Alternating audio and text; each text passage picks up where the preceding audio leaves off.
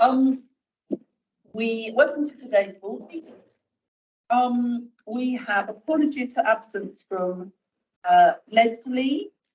Mahbub is running a bit late from meetings at Redbridge, and Kathy will be away for a period of time in the middle.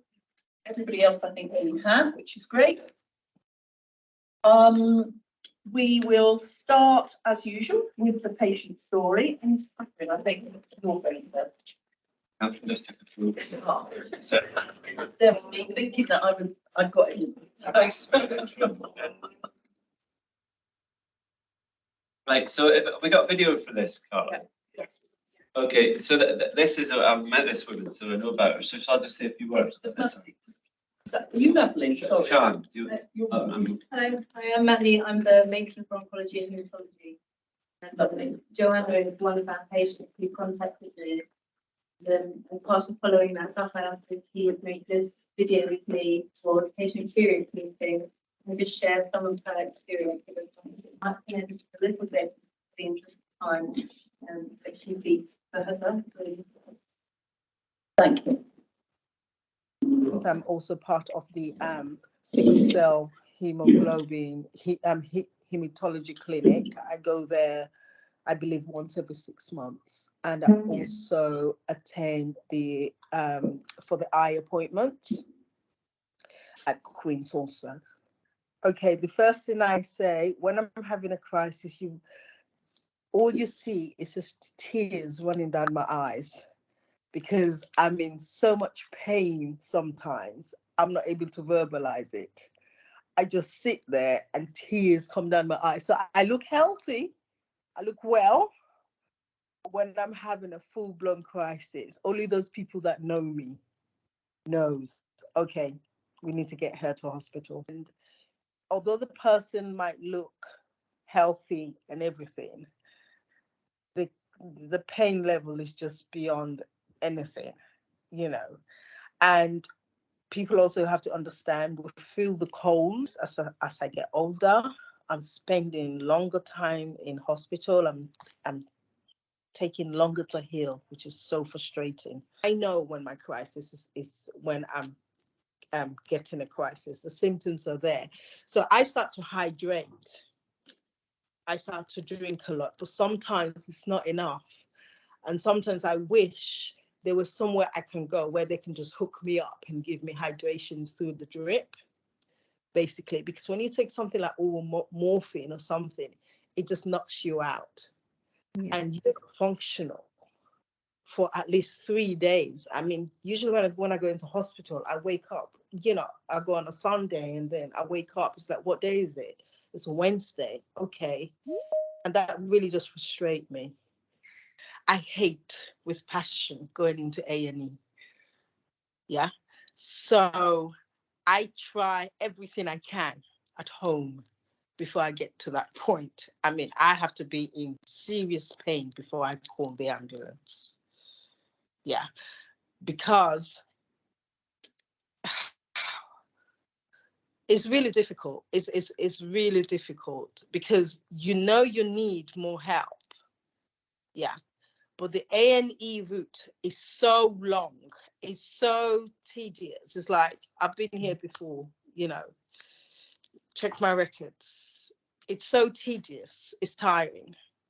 And even for those who are around, like my son, he grew up with me having crisis.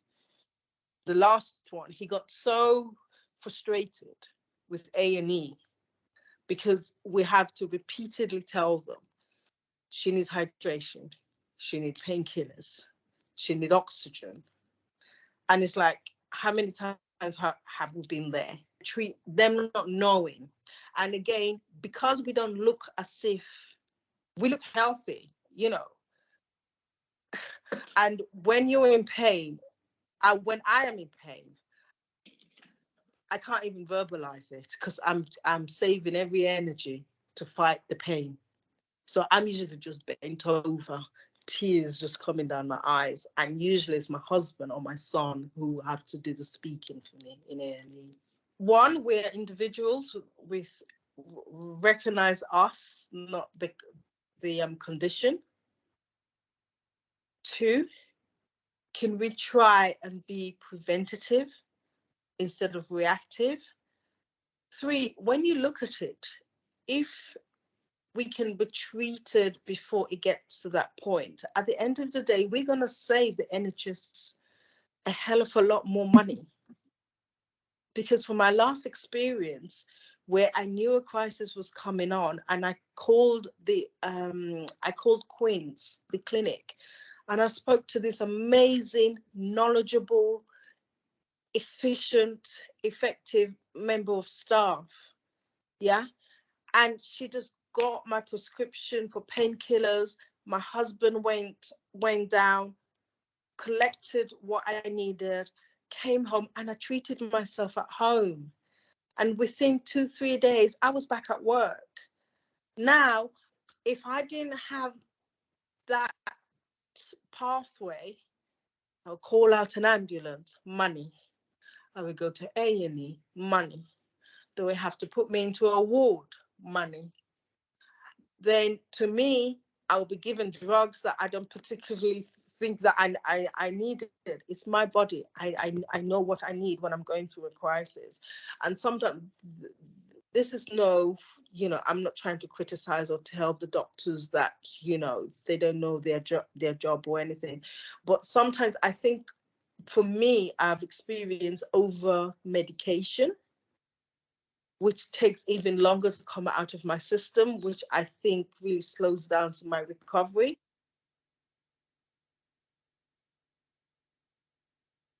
Treating us as an individual, listen to us. And another thing, please, please, please, when I go into hospital, I don't want staff to automatically assume it's a crisis.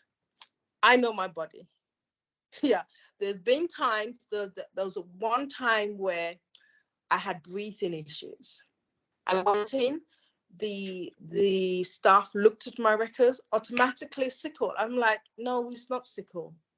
This is not sickle pain. There's something else going on. And I had to keep voicing this.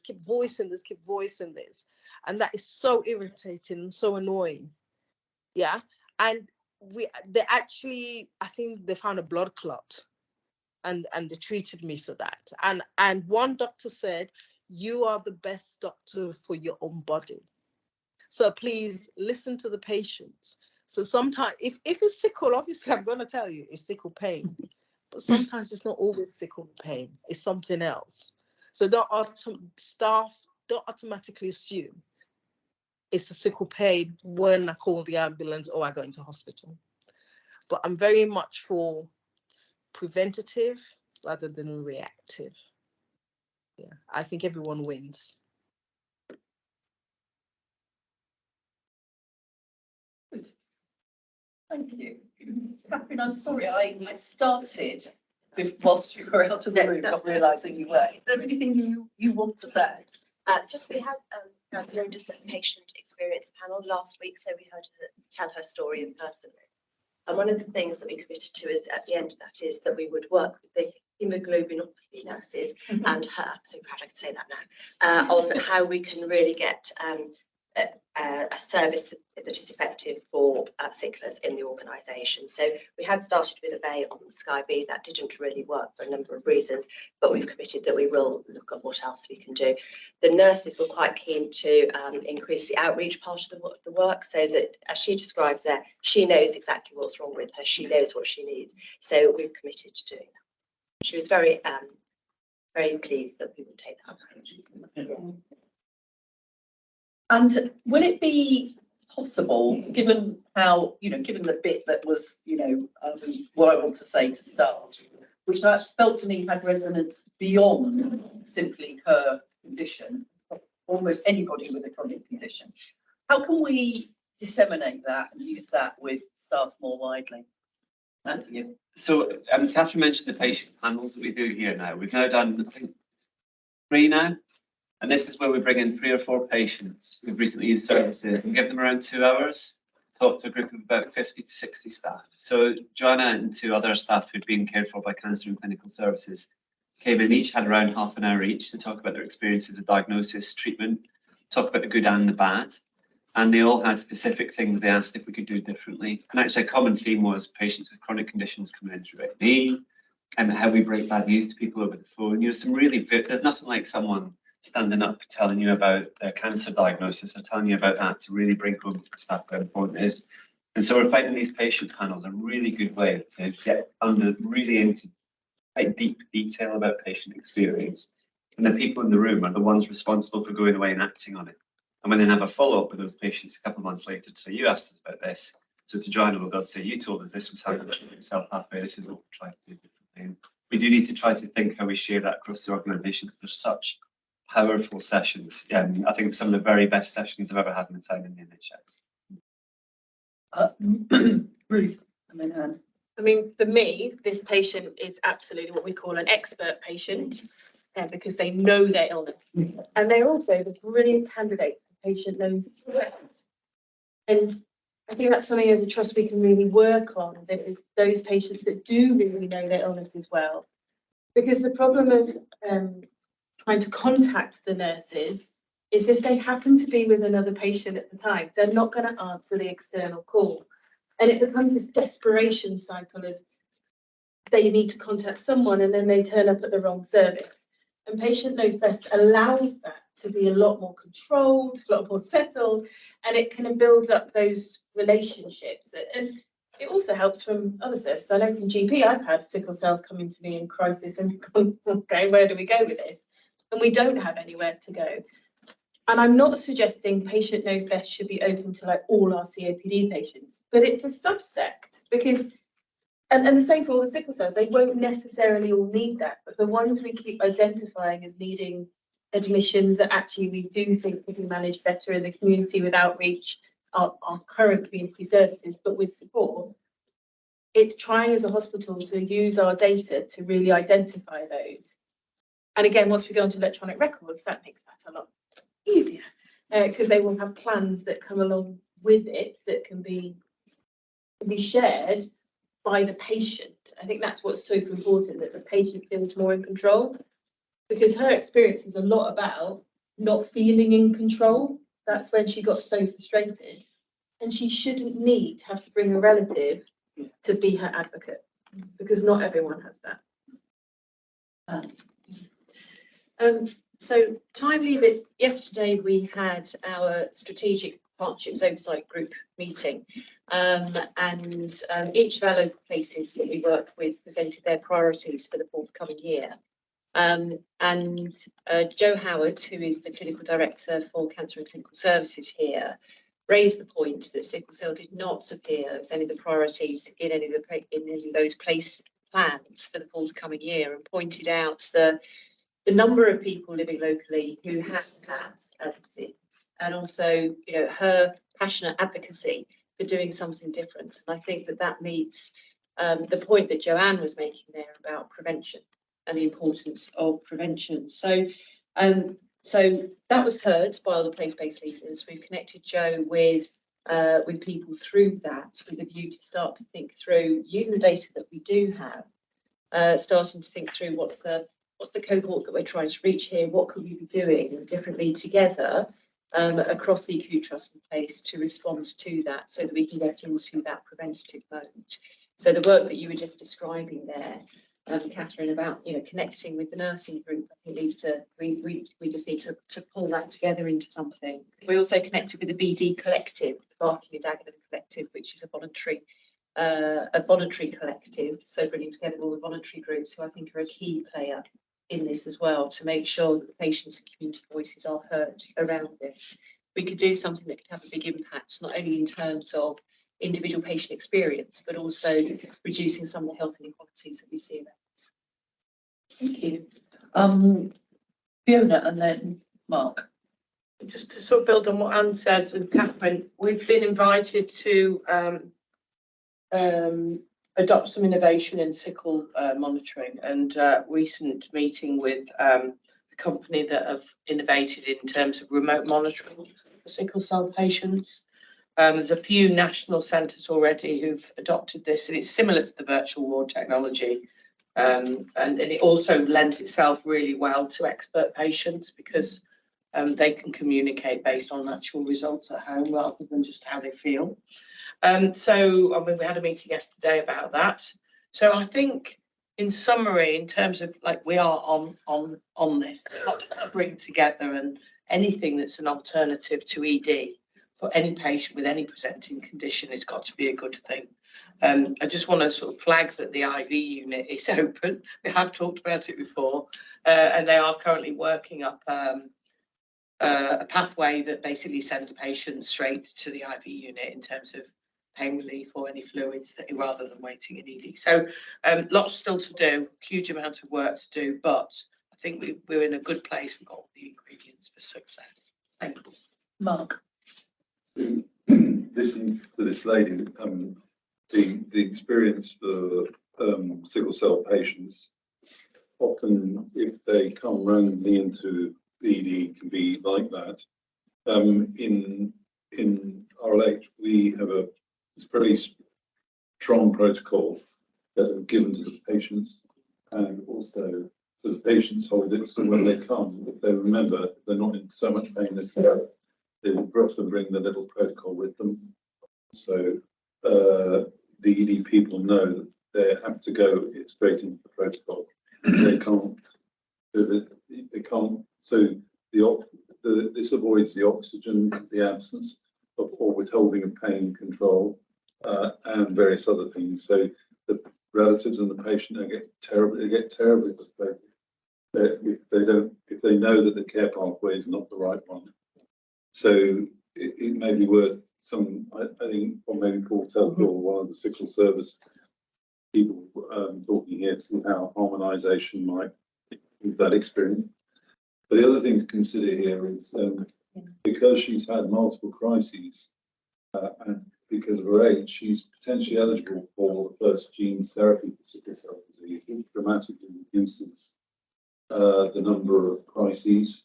And it is a gene, it's one of the first gene editing therapies. So what we do is take bone marrow out, and inside the cells of the bone marrow, you correct the change, the genetic error that is causing the sickling of the red cells. We put back in the normal or wild type, or the one that doesn't cause sickling. I'm not going to say normal, but sickling is actually a protective mechanism in people usually of African origin, but against malaria. So if your cells sickle, the malarial parasite can't access the cells.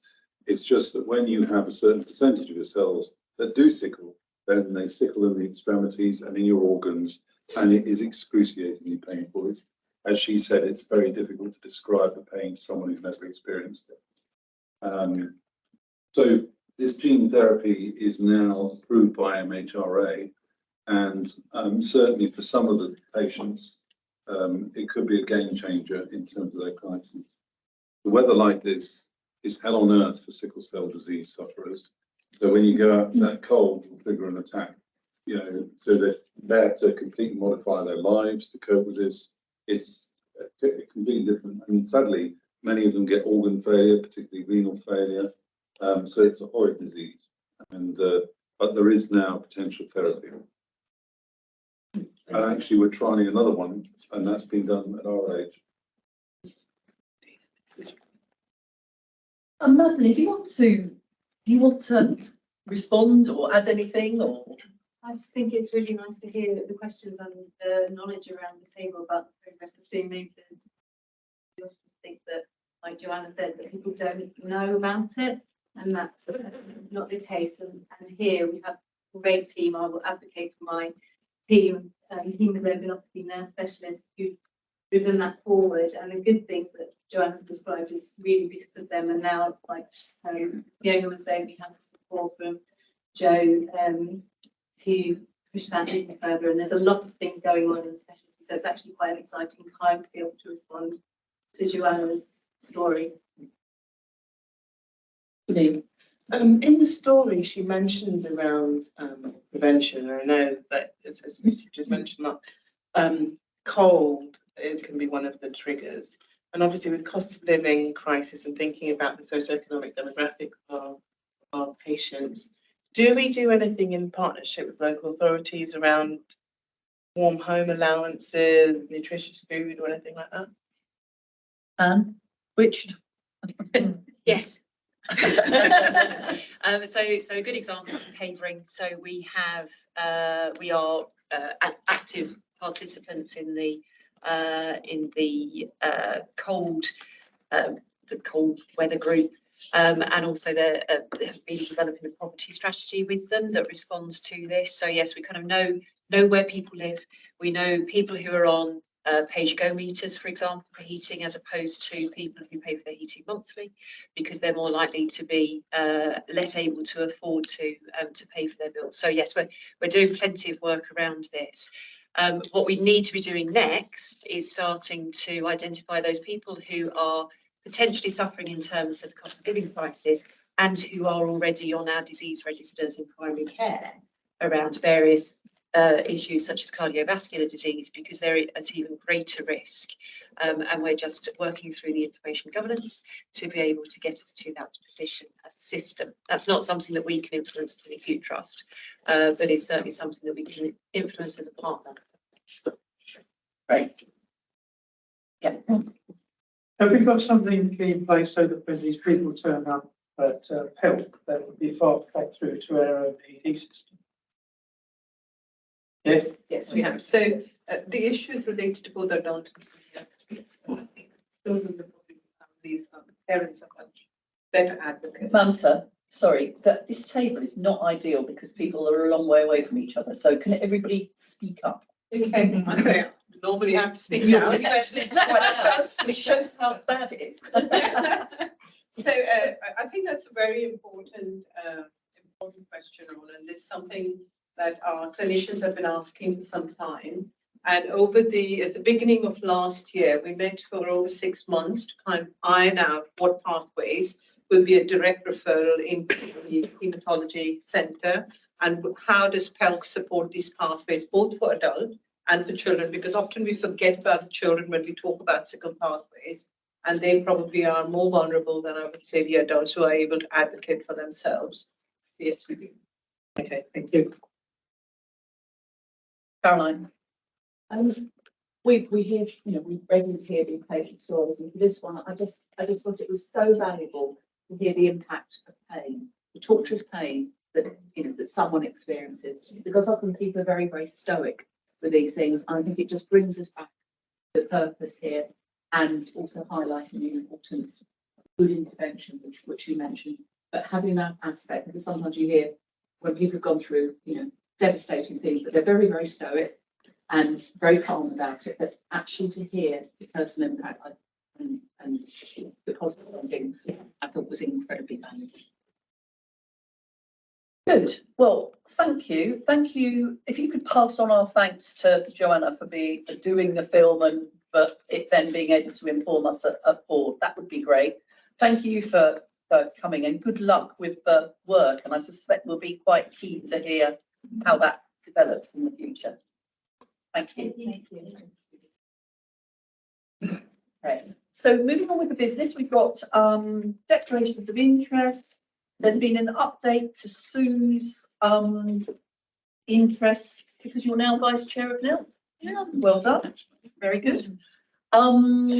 Is there anybody else who's got anything they need to update or any conflicts today? No? Okay. We've got the minutes of the previous meeting held on the 2nd of November. Is everybody content that those are a correct record? Good. Nobody's advised any matters arising? Have any emerged? No? Good.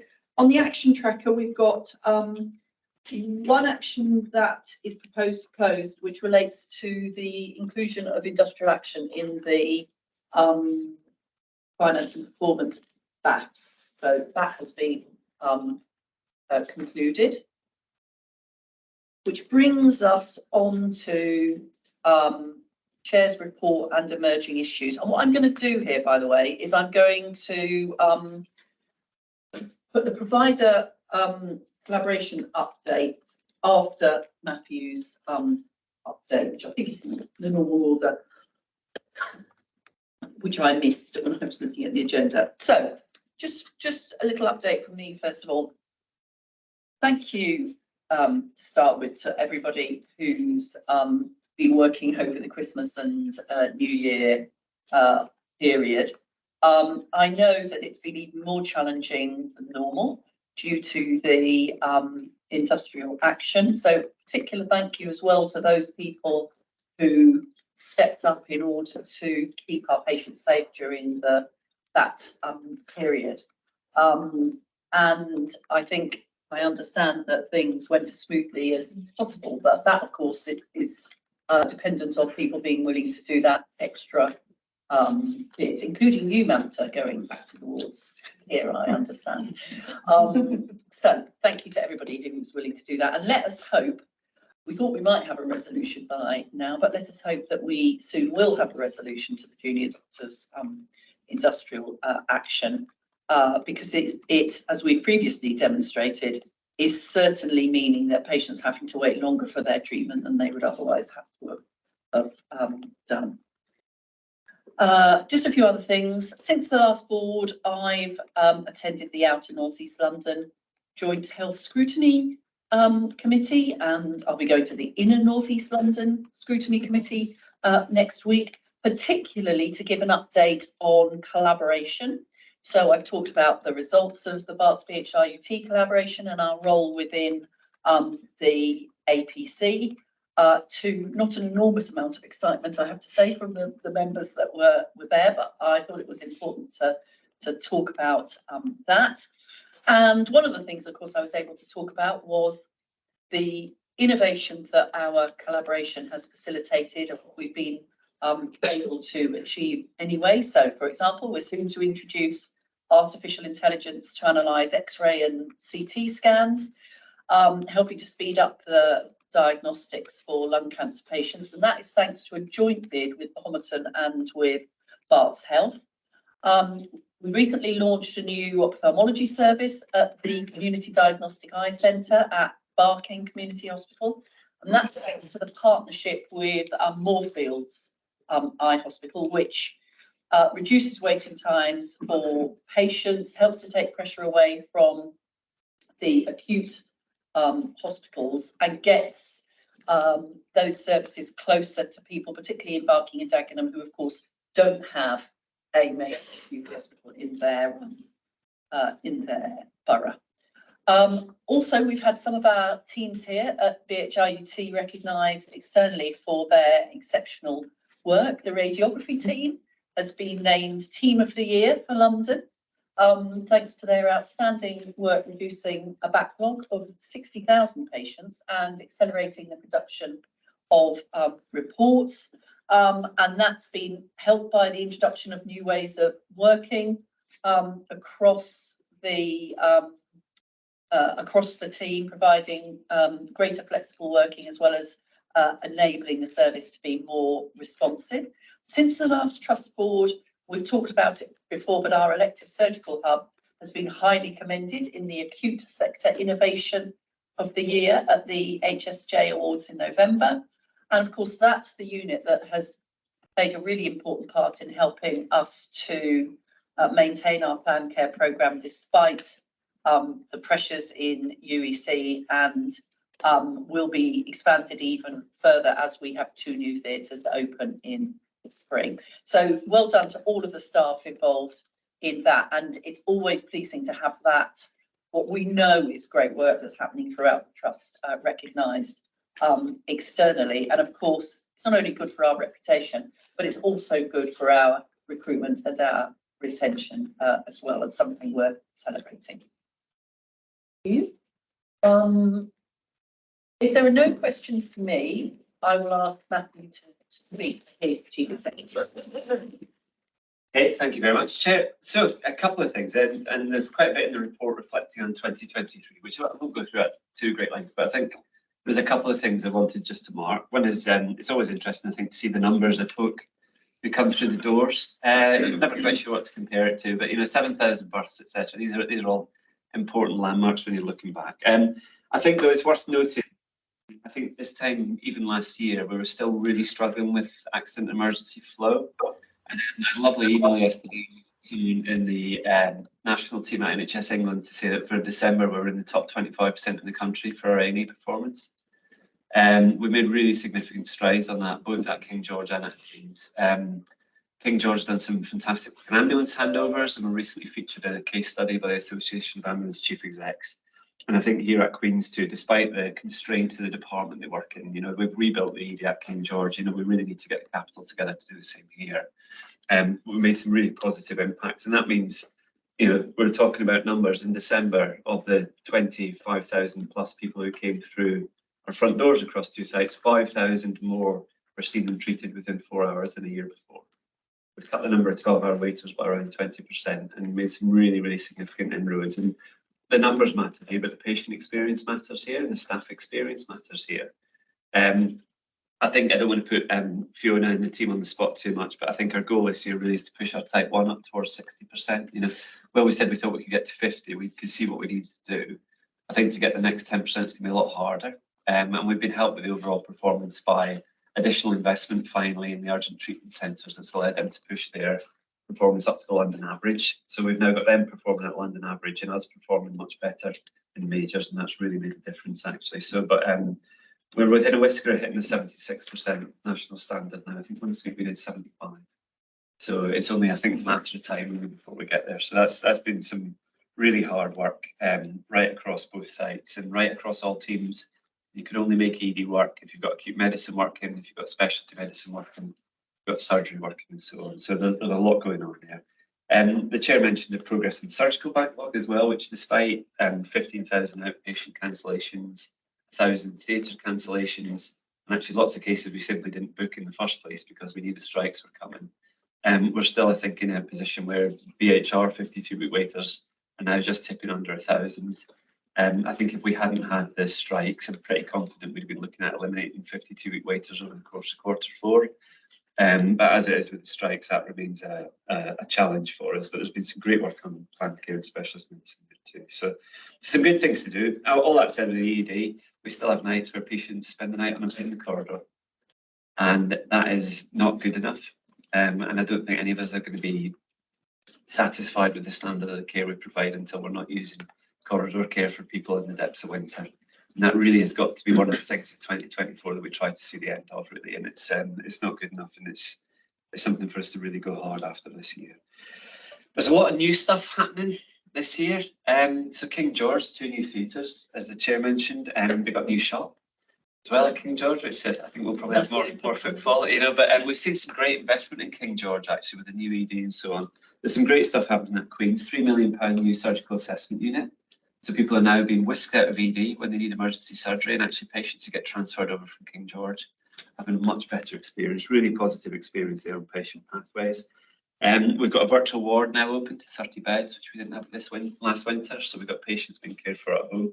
The new community diagnostic centre at Barking, and some big work going on at St George's Hospital, the health and wellbeing facility there, where we'll have frailty services and also the renal services here that occupy a very large and really important area of the hospital next to the front door.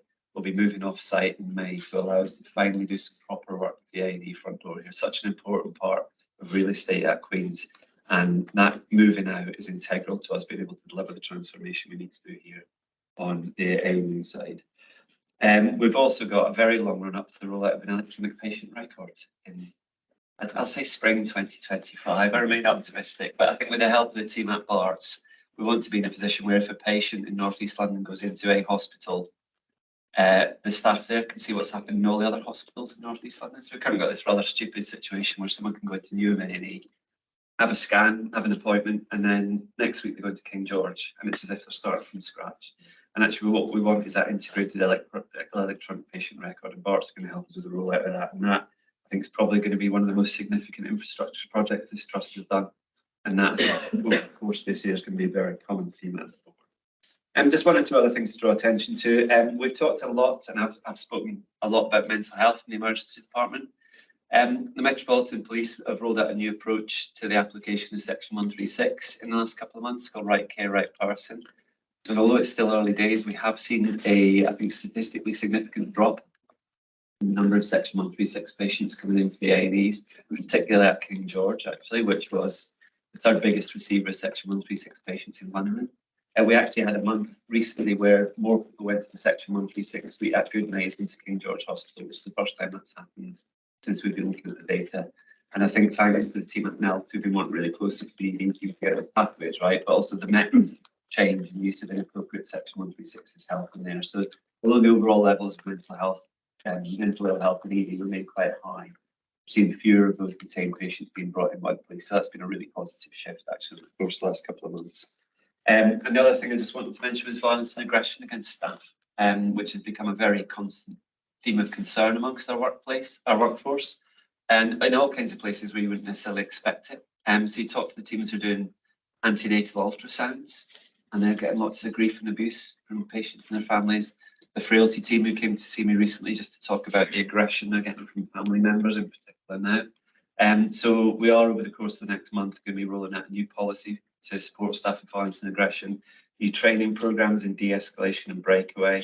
We've recently increased the security presence in some parts of the trust as well. The security team, really integral part of how we deliver good quality safe care here. And we've also recently bought 60 new body cameras that we're issuing staff in A&E and initially in frailty as well. So we can start trying to de-escalate when people are becoming violent and aggressive towards our staff. So we'll bring back to the board in March a fuller update on the work we're doing on violence and aggression, but the staff are telling us it's a problem and they've really welcomed the fact that we're going to do something different around that because we need to stop tolerating this because it's having a really significant impact actually on people's ability to come into work and do their job properly, and it's highly distressing for other patients and their families as well. They come here sick, wanting care, and actually they're having to see things that shouldn't happen in the hospital. But yeah, so some really good progress in 2023. But we're setting our sights on some new achievements in the course of this coming year, and thanks to everyone here and across the trust who's been integral in that. Thank you. Good. Any questions to Matthew? All right, I'm actually now going to rearrange things again, sorry, because I know that Kathy has to go in 5 minutes and I just want Kathy to have the opportunity to introduce her Quality Assurance Committee report. And just to note, the Quality Assurance Committee report also includes the results of the review that this board discussed, I think, 2 meetings ago, into the role of Tony Chambers as chief exec. And if you remember, we commissioned a review of both major patient safety and quality issues that were considered during Tony Chambers' tenure here, and also a look at the freedom to speak up and other incident references to ensure that they had been appropriately dealt with at the time. And the results of that are included within the report, and we can touch more on those if people want to. But Catherine, sorry. Thank you very much, and thank you for rearranging. Just going to quickly mention some of the things, because you can see it here. You can see from the report that it was a full meeting. We discussed a lot of things. And you will also see that there's quite a lot of significant assurances being given. And just to put that into context, that doesn't mean everything's perfect. I think I've said this before. It means that we were assured there was a good handle on things and progress was being made. And some of the things, quite a number of the things, are actually on the Trust Board agenda today in full, as you'll be able to see. Let me just pull out in particular a couple of things. So we discussed the quality and safety report. We particularly focused on sepsis because within it, you could see a sort of slightly unusual situation that we were doing really well on screening, but we had various examples through the learning from deaths and so on. So we probably weren't quite as good on actually implementing the actions as a consequence. So we're asking for a deep dive on that, and that was acknowledged by the team. So the next thing I was going to just pull out was again on antimicrobial, the infection prevention and control, both annual report and also the usual framework that we look at. Very detailed, lots of things happening, and we were able to take significant assurance, but we wanted a bit more assurance relating to antimicrobial prescribing, so that will come back to us. And obviously the winter plan, we're discussing some of that today, but we're particularly focused on the safety elements, and we want to come back with that to look a bit more at what's been the impact and how do we monitor that and get under it. So those were the things I was going to draw out. As Jackie said, that we did review of the tenure of Tony Chambers. I think that and we gave it a good looking at what you can imagine, and we were assured that during that period of time there was nothing coming forward that needed any further attention. It was, as we've noted before, a slightly strange period because it was during the pandemic predominantly, and therefore an awful lot of decision making was under command and control process. So there wasn't a lot. But you can see the detail there. It's actually been put into the board paper, so you can read that and ask any questions. But we had a good think about that, and obviously some detail on how that review had been done, and there was nothing to give us any cause for concern at all. So I think I'll leave it there in the interest of time. Thank you. Thank you, Kathy. So let's move on then to, in fact, let's go back and do the provider collaboration. Kathy, you go do your meeting whenever you need to, and then we'll come on, as Kathy says, to some of the items that have been reviewed by the Quality Committee. Okay, Shane. Thank you, Jackie. So you've got a short paper here just updating on the progress with the acute provider collaborative. And I think we're describing the year 23-24 as a kind of a year of consolidation about the acute provider collaborative, and as it matures into next year, aligning the work of the collaborative to the system planning is going to be key. So we've had an iterative process.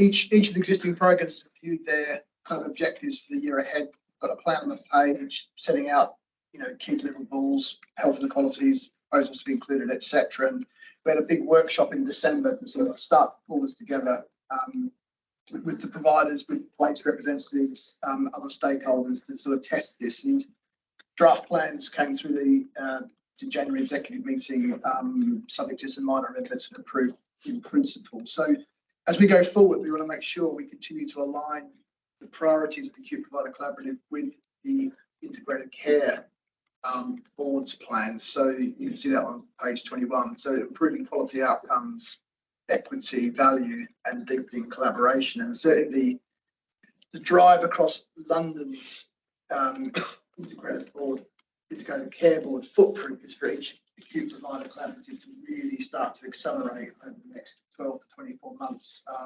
The nature of the collaboration, deepening collaboration, how we work together to get the best value, but also the best outcomes for patients. We've also got some facilitative support in place to support the ICB development, but also that of the APC. So we'll bring those two together. And there's a huge push. Matt has been right at the centre of this, along with Alistair at Barts and Deblina at the Homerton, to really strengthen our clinical leadership. And that's not just doctors, that's nurses, allied health professionals coming together in the way we construct our clinical boards. The new clinical strategy board that then supports that, chaired by the Chief Executive of Homerton. So again, over the next 12 months, we'll see a lot more in this space of working together in clinically driven priorities, enabling the way we work to support the overall agenda. The strategy board, after much delay, clinical strategy board will be sort of getting underway very soon, so that will start to provide the oversight for this. And then the last point to reference is that this is relatively recent, last week or so, NHS of London have just announced a commissioning of a 3-month review led by Helen Brown, who's on secondment from the Whittington as Chief Exec, to review the role of collaboratives in London. So we've already made contacts. Matthew and I have both got meetings. She's going to come to an acute provider exec, but also meet some of the strategy directors and colleagues just to think through our perspective in North East London. I think that the mood seems to be not to prescribe something across London, but to understand what's working well and perhaps what's working less well, and therefore where is there learning where we can accelerate working together. So that's the update. The board asked to note the points covered on page 23, Chair. Thank you, Shane. Probably worth also mentioning that Shane and I, along with Matthew and Mamta, had a very good and constructive meeting with our doctors. After, last week. To talk about the opportunities of collaboration, and actually several of them were already talking enthusiastically, and others were were certainly thinking about the opportunities. So that was very good and helpful. Any other questions? Ruth? I've got one. With kind of the wider Nell, when you talk about value, is that aligning to what we think is value, to what they think is value? Like, has that been explored? Do you know what I mean? Like, I just feel like, is their value all about the finance, which I don't think always aligns with what we consider as value? Does it? Or do you think that is now aligned moving forward? So it's definitely not all about the finance. And it's part of the point about whatever we do on the acute provider collaborative has to align to those 4 integrated care board objectives. So we pick up that broader health inequality, population development piece, the fact that you're different to acne, but there are some common themes. So no, it's not about financial value. But having said that, value for money for the taxpayer is clearly crucial, because one of the things we do want to do collectively is invest more in out of hospital services, primary community care. And the only way we're going to be able to do that is to spend less in hospitals. And the only way we can do that, etc. You know, so I think there's probably a pretty joined up thinking on this. But easier said than done. Yeah. So Thank you. Shane, thank you for the report, and it's good to see the 3-way collaboration gaining traction. With my audit chair hat on, I'm quite interested in how our systems of governance and scrutiny are going to dovetail into this, because I can see more, the direction of travel needs to be more delegation, so the APC has power to make action. How's that going to work through in terms of governance for all of us? Yeah, so I think one of the things the London review will pick up is a number of things, but one of them is exactly governance, because there's certainly a wish to, in inverted commas, delegate more to an acute provider collaborative. And that could be budgets, it could be money, it could be things to do things with. And that requires its own setup if trusts are obviously going to remain separate in how they are sovereign. So that's one thing to think through. The other thing is that the governance of the APC itself is we are set up as a subcommittee of the Integrated Care Board. So we've got a sort of a parallel track coming to this trust board, for example, Bart's board, the Homerton board, but also through to the ICB.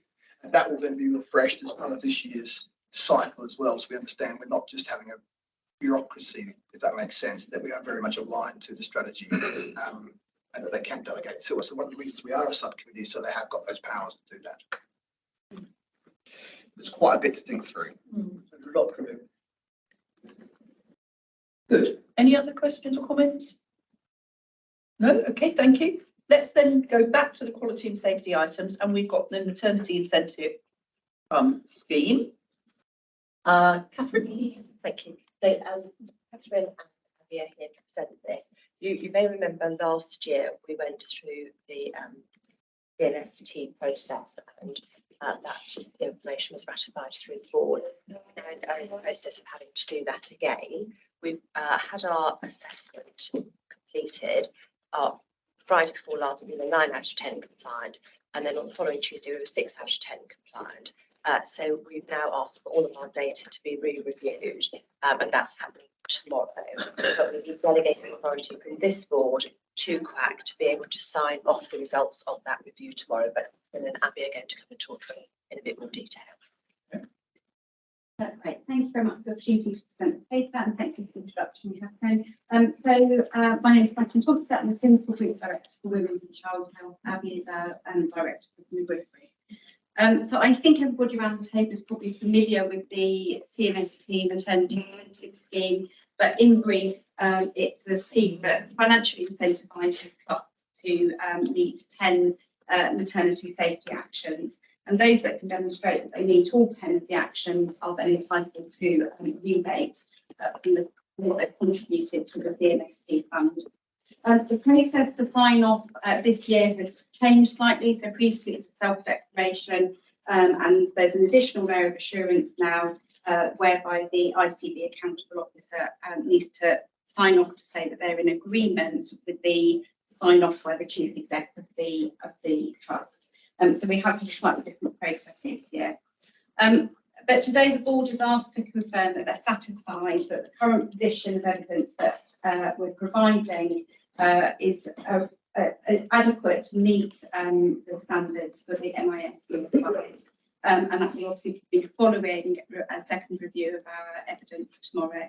And that's because we've had some technical difficulties with the ICB reviewing some of the evidence that we have previously presented.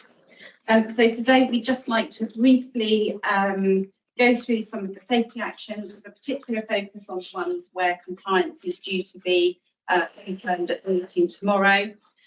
Because of the peculiarities of the evidence that needs to be reviewed, there are also 3 particular bits of evidence or items in the paper that I need to draw the board's attention to for minuting so that we can evidence that that's been done.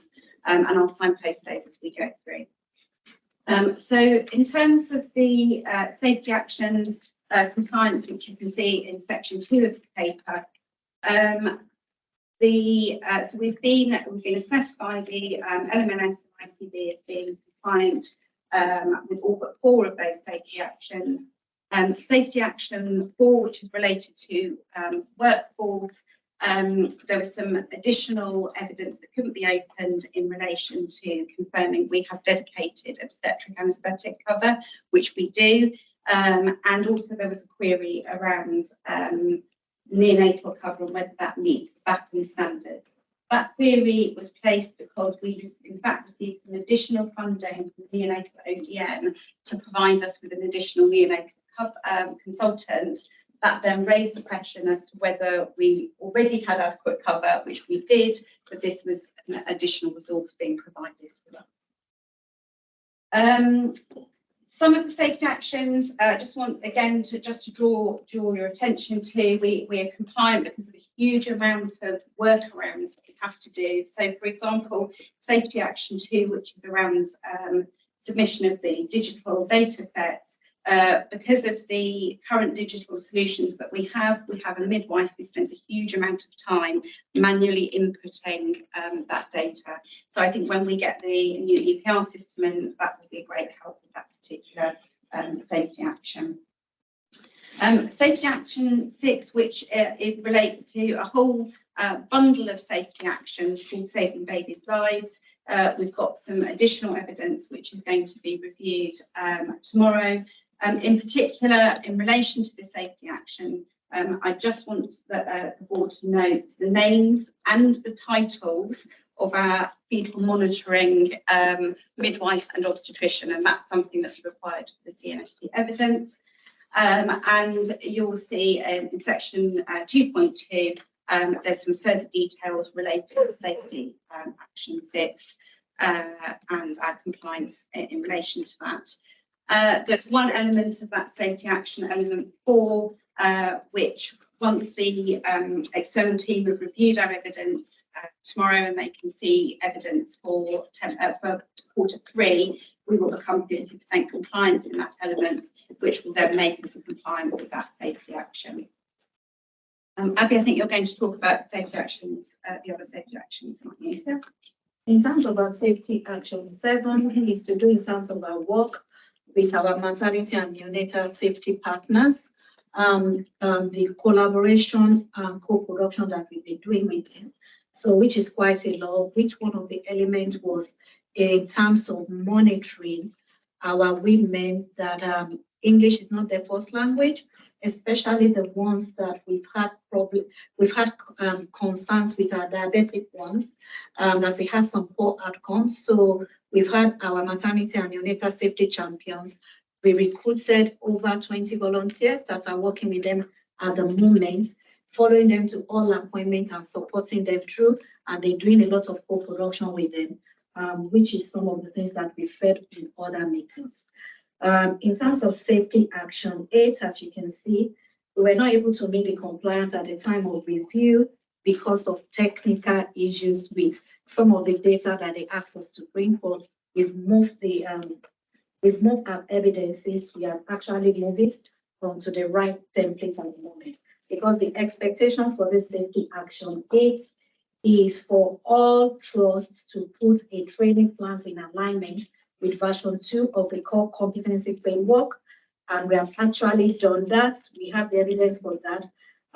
Most of our staff by 1st of December they're supposed to be over 80% compliant with their mandatory training.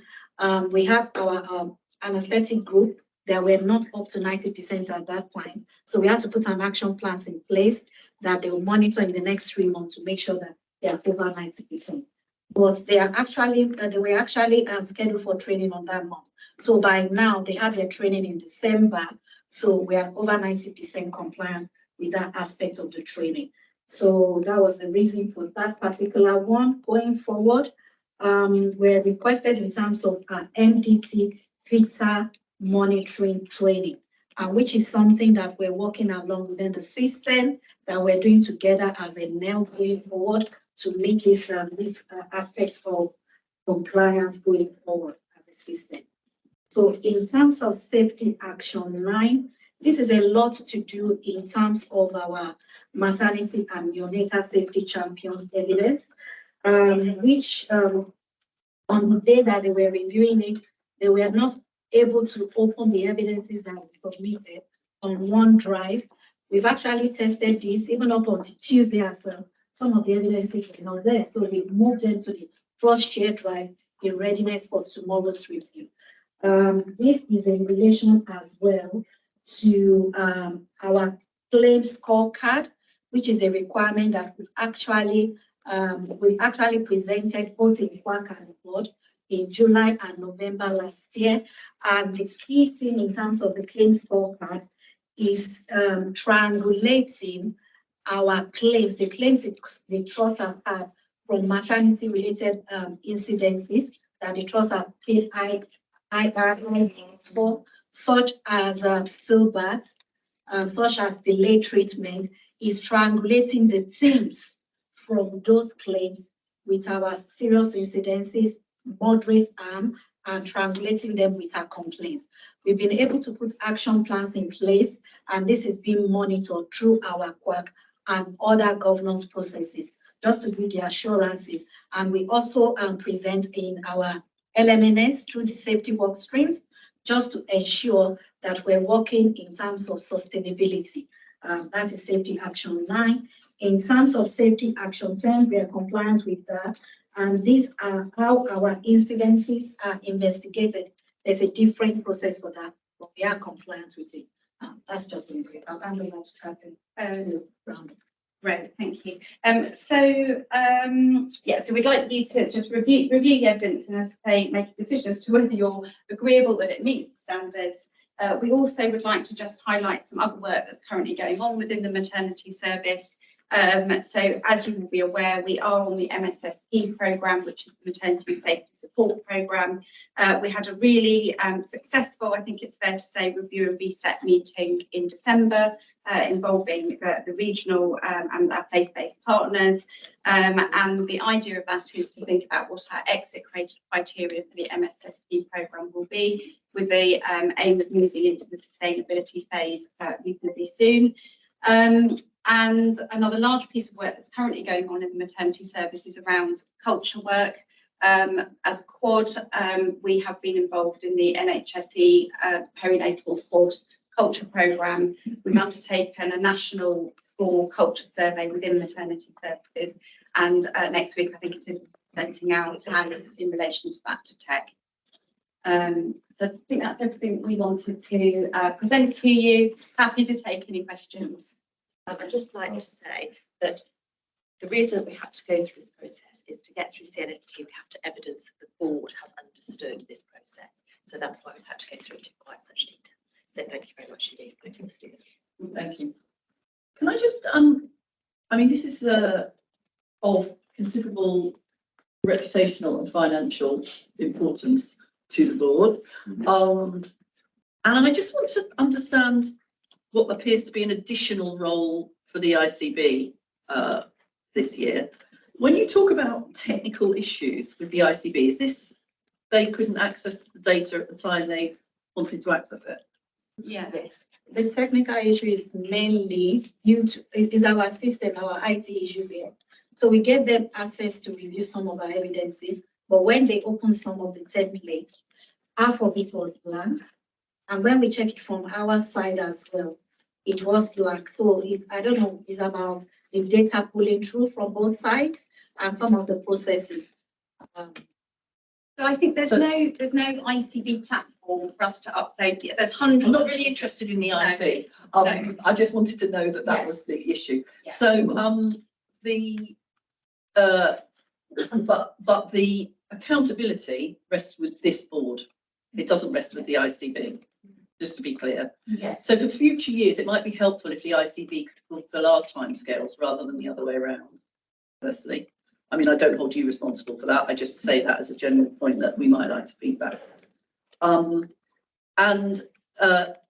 So what we need to be assured of as a board is that the process that you're going to go through tomorrow will enable us to be confident that there is sufficient evidence, and that's why you've gone through and explained to us what will be happening tomorrow. So we believe tomorrow they will be able to open and review all of the evidence. I've checked, I've double checked that. We believe we have got the right evidence and we should be compliant with the safety actions.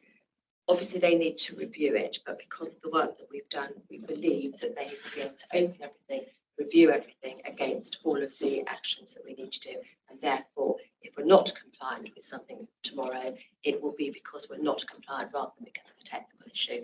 But we don't believe that will be the case. Okay.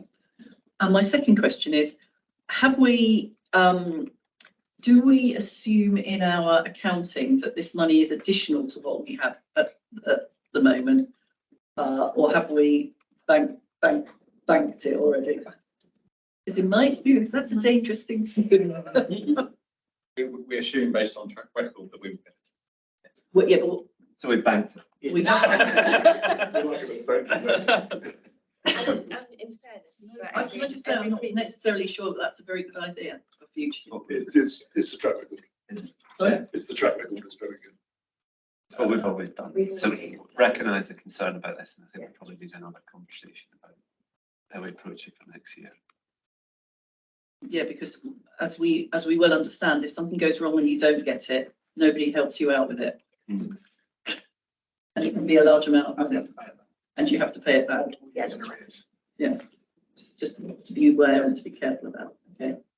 slightly oddly, if you don't get the money, so you get the £2 million if you achieve all 10. If you don't achieve 1, you get the money that you would have got if you'd have achieved that 1. So it's a really odd way of paying you. I think it's clear to all of us, it's been a slightly odd process. I think the key thing about this is the assurance we can take from the leadership team. Yeah. And actually from the considerable external scrutiny we've had from NHSE and others actually about us doing the right things. I think we're having to go through some hoops here to prove that we're doing the right things. But I think once the evidence is seen in the right way by the ICB, we're confident we'll be able to maintain the record. I think the point about the way we treat the money is an important one. I think the change in the process this year slightly surprised us in terms of the shifts in assurance we've had over the last week or so. Yeah. Okay. So what the board has to approve then is delegation to Matthew to sign this on the basis of what happens between now and the point at which he signs it. It will have an opportunity to go through QAC next week as well. Okay, good, good. With the review of QAC. Are there any other questions of people content with that? Okay, thank you. Thanks for.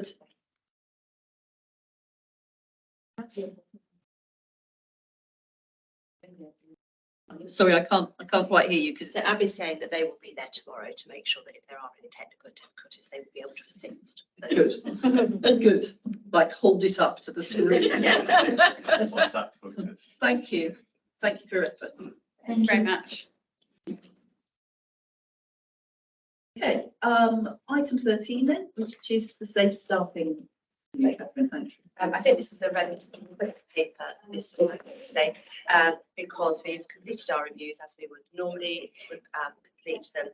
And broadly speaking, we think that we have the right number of registered nurses to run the services that we are currently running.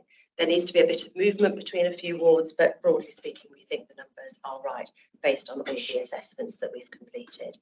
The clinical groups have been asked to move nurses. It's 1 or 2 nurses per ward to another ward. It's not huge amounts. So I think that all of the work that we've done over the last few years in using that SNCT data, having the investment to make sure we've got the right number of nurses in place, has paid dividends really, because it certainly would have been a different report some time ago. There's a lot of detail in the report, which is another one of these reports that we're mandated to bring to you, but I think that that's the headlines really in terms of where we are. I think later on we'll talk about birth rate plus, and that's something that we'll need to consider in terms of the registered nurses. We're in a good place. Great. Thank you, Sue. Thank you. Thanks for the report. And it's great to see the tool giving us that assurance. I know towards the end of the report, 11.2, you said that the tools might be recalibrated, is how I would describe it. That causes me to ask, what's that going to do and how's that going to fit with our finances? Should we be worried? I thought it was quite a good report to ask that. So the SNCT tool is being national. You'll recognise that we spend quite a lot of money on one-to-one care, and that isn't currently in the SNCT tool when we assess our ward areas. It will be put into the ward areas, but we're already using those nurses, so I don't think it's going to make an enormous difference to our overall establishment. It might make a slight difference to the way things are presented, but I wouldn't expect an enormous uplift of nurses required as a result because we're providing the same care. Thank you. On the cover sheet and the helpful bullet points, I noted in bullet point 5, the line, the recommendations will not require investment if recommended decreases are action. That if is doing quite a lot of work there, isn't it? If we could expand on that, Catherine. So previously, we've had a bit of difficulty with clinical groups moving their nurses around, so they refused to do that. We've got a different system in place now, and the nurses have been moved. So last time we had a lot of difficulty in getting the nurses removed. It requires a bit of intervention for me to move the nurses, but that has happened. And this time we're going to be quicker about supporting people to make those moves. Any other questions or comments on that? Okay, well, I think we have both noted and gained assurance on that, so thank you, Catherine. That brings us to the learning from the report matter. Yeah, so this is about Q2 learning from deaths. So we had actions related to the previous learning from deaths and questions answered around the deep dive around whether there was an increase in mortality related to the junior doctor strike, because it felt like we had more number of deaths. So we've done a deep dive related to it, and having looked and reviewed at all of the deaths, there hasn't been an increase in the number of deaths. I think it's probably patients got conversations that happened earlier. So there has been no total increase. We had an alert from 2022 April related to UTI and the number of deaths related to UTI within the organisation. There were 29 deaths during that time frame, equally distributed between men and women, predominantly in the frailty in the older age group. And a deep dive into that suggested that UTI was probably the cause of death of one, but we had stated it in the death certificate related to the deaths of these 29 patients, which is why we've identified as an outlier.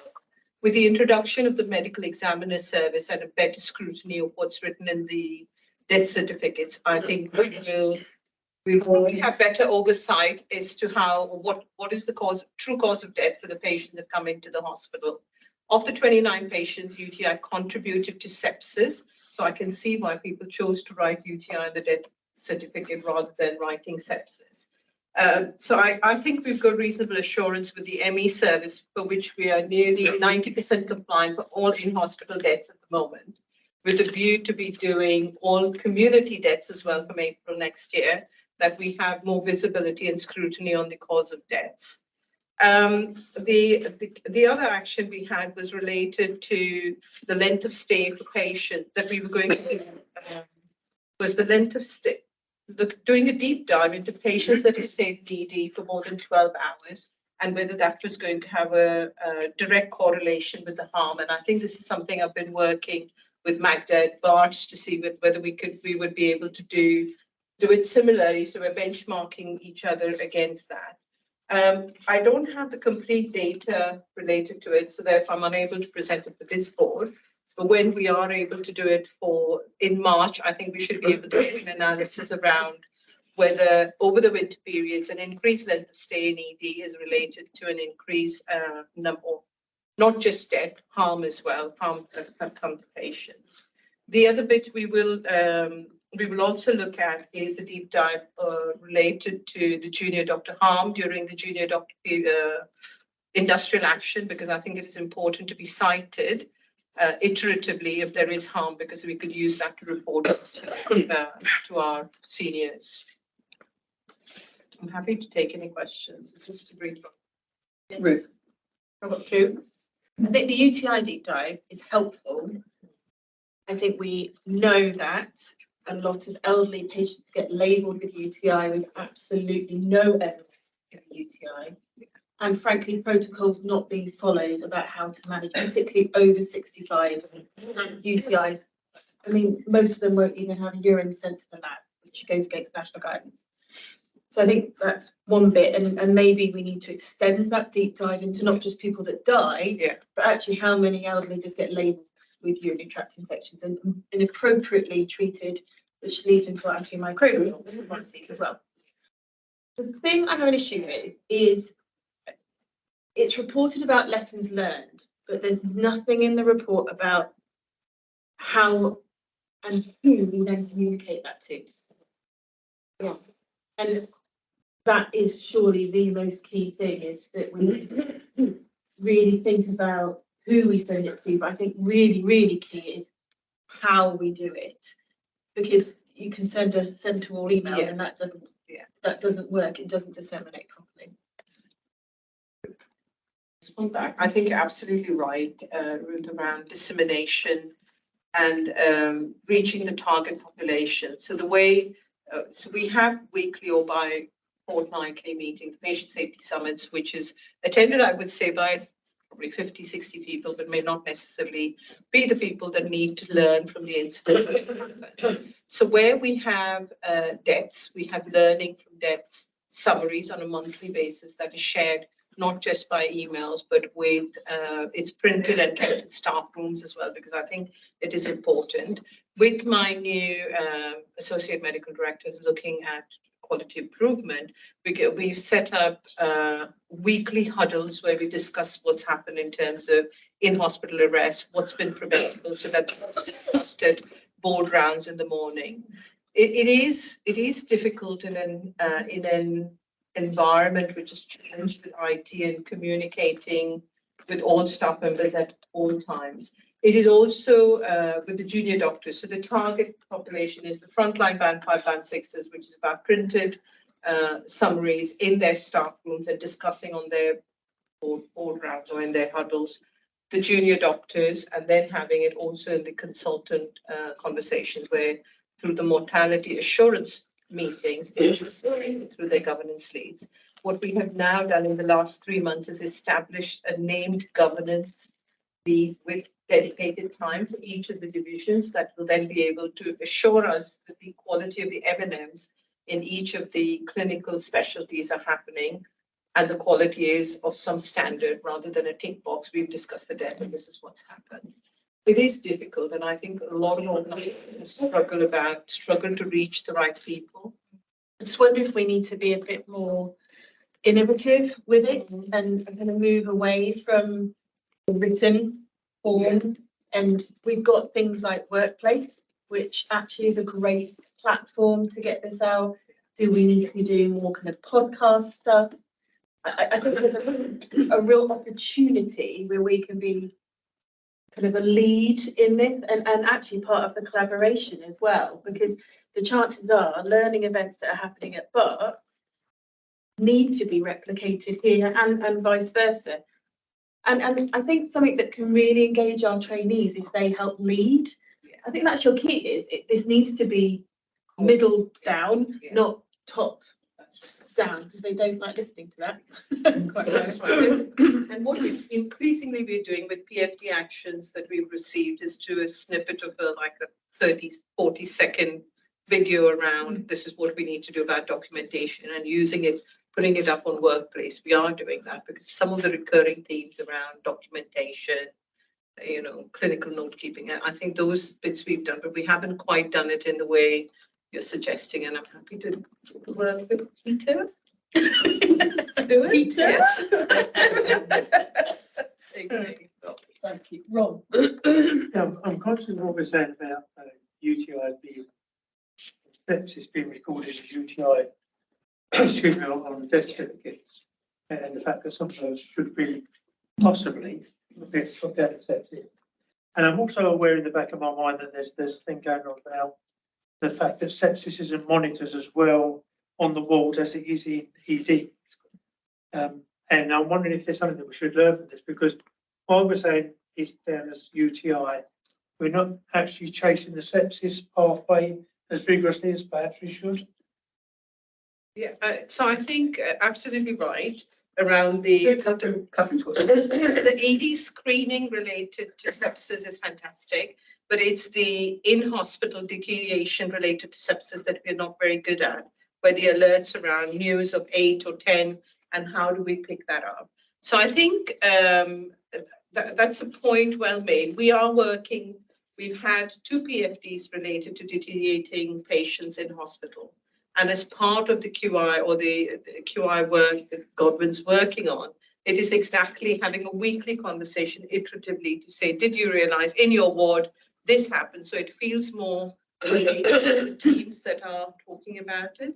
And it's in evolution. It's another way of getting people engaged in the conversations around how do we treat patients, particularly in terms of sepsis. The other bit that as we will hear about Martha's Law, the introduction of that across the ICB, it is about having somewhere to escalate, not just for patients, but for staff around, and we've end of January, isn't it, Fiona, the 24/7 critical care outreach team, which means that we will be able to get support. Any patient with a new scores will be alerted to the critical care outreach team. So they will have a review, they will review that patient, and it then takes away the doctor from being the gatekeeper of what needs to happen for any particular patient.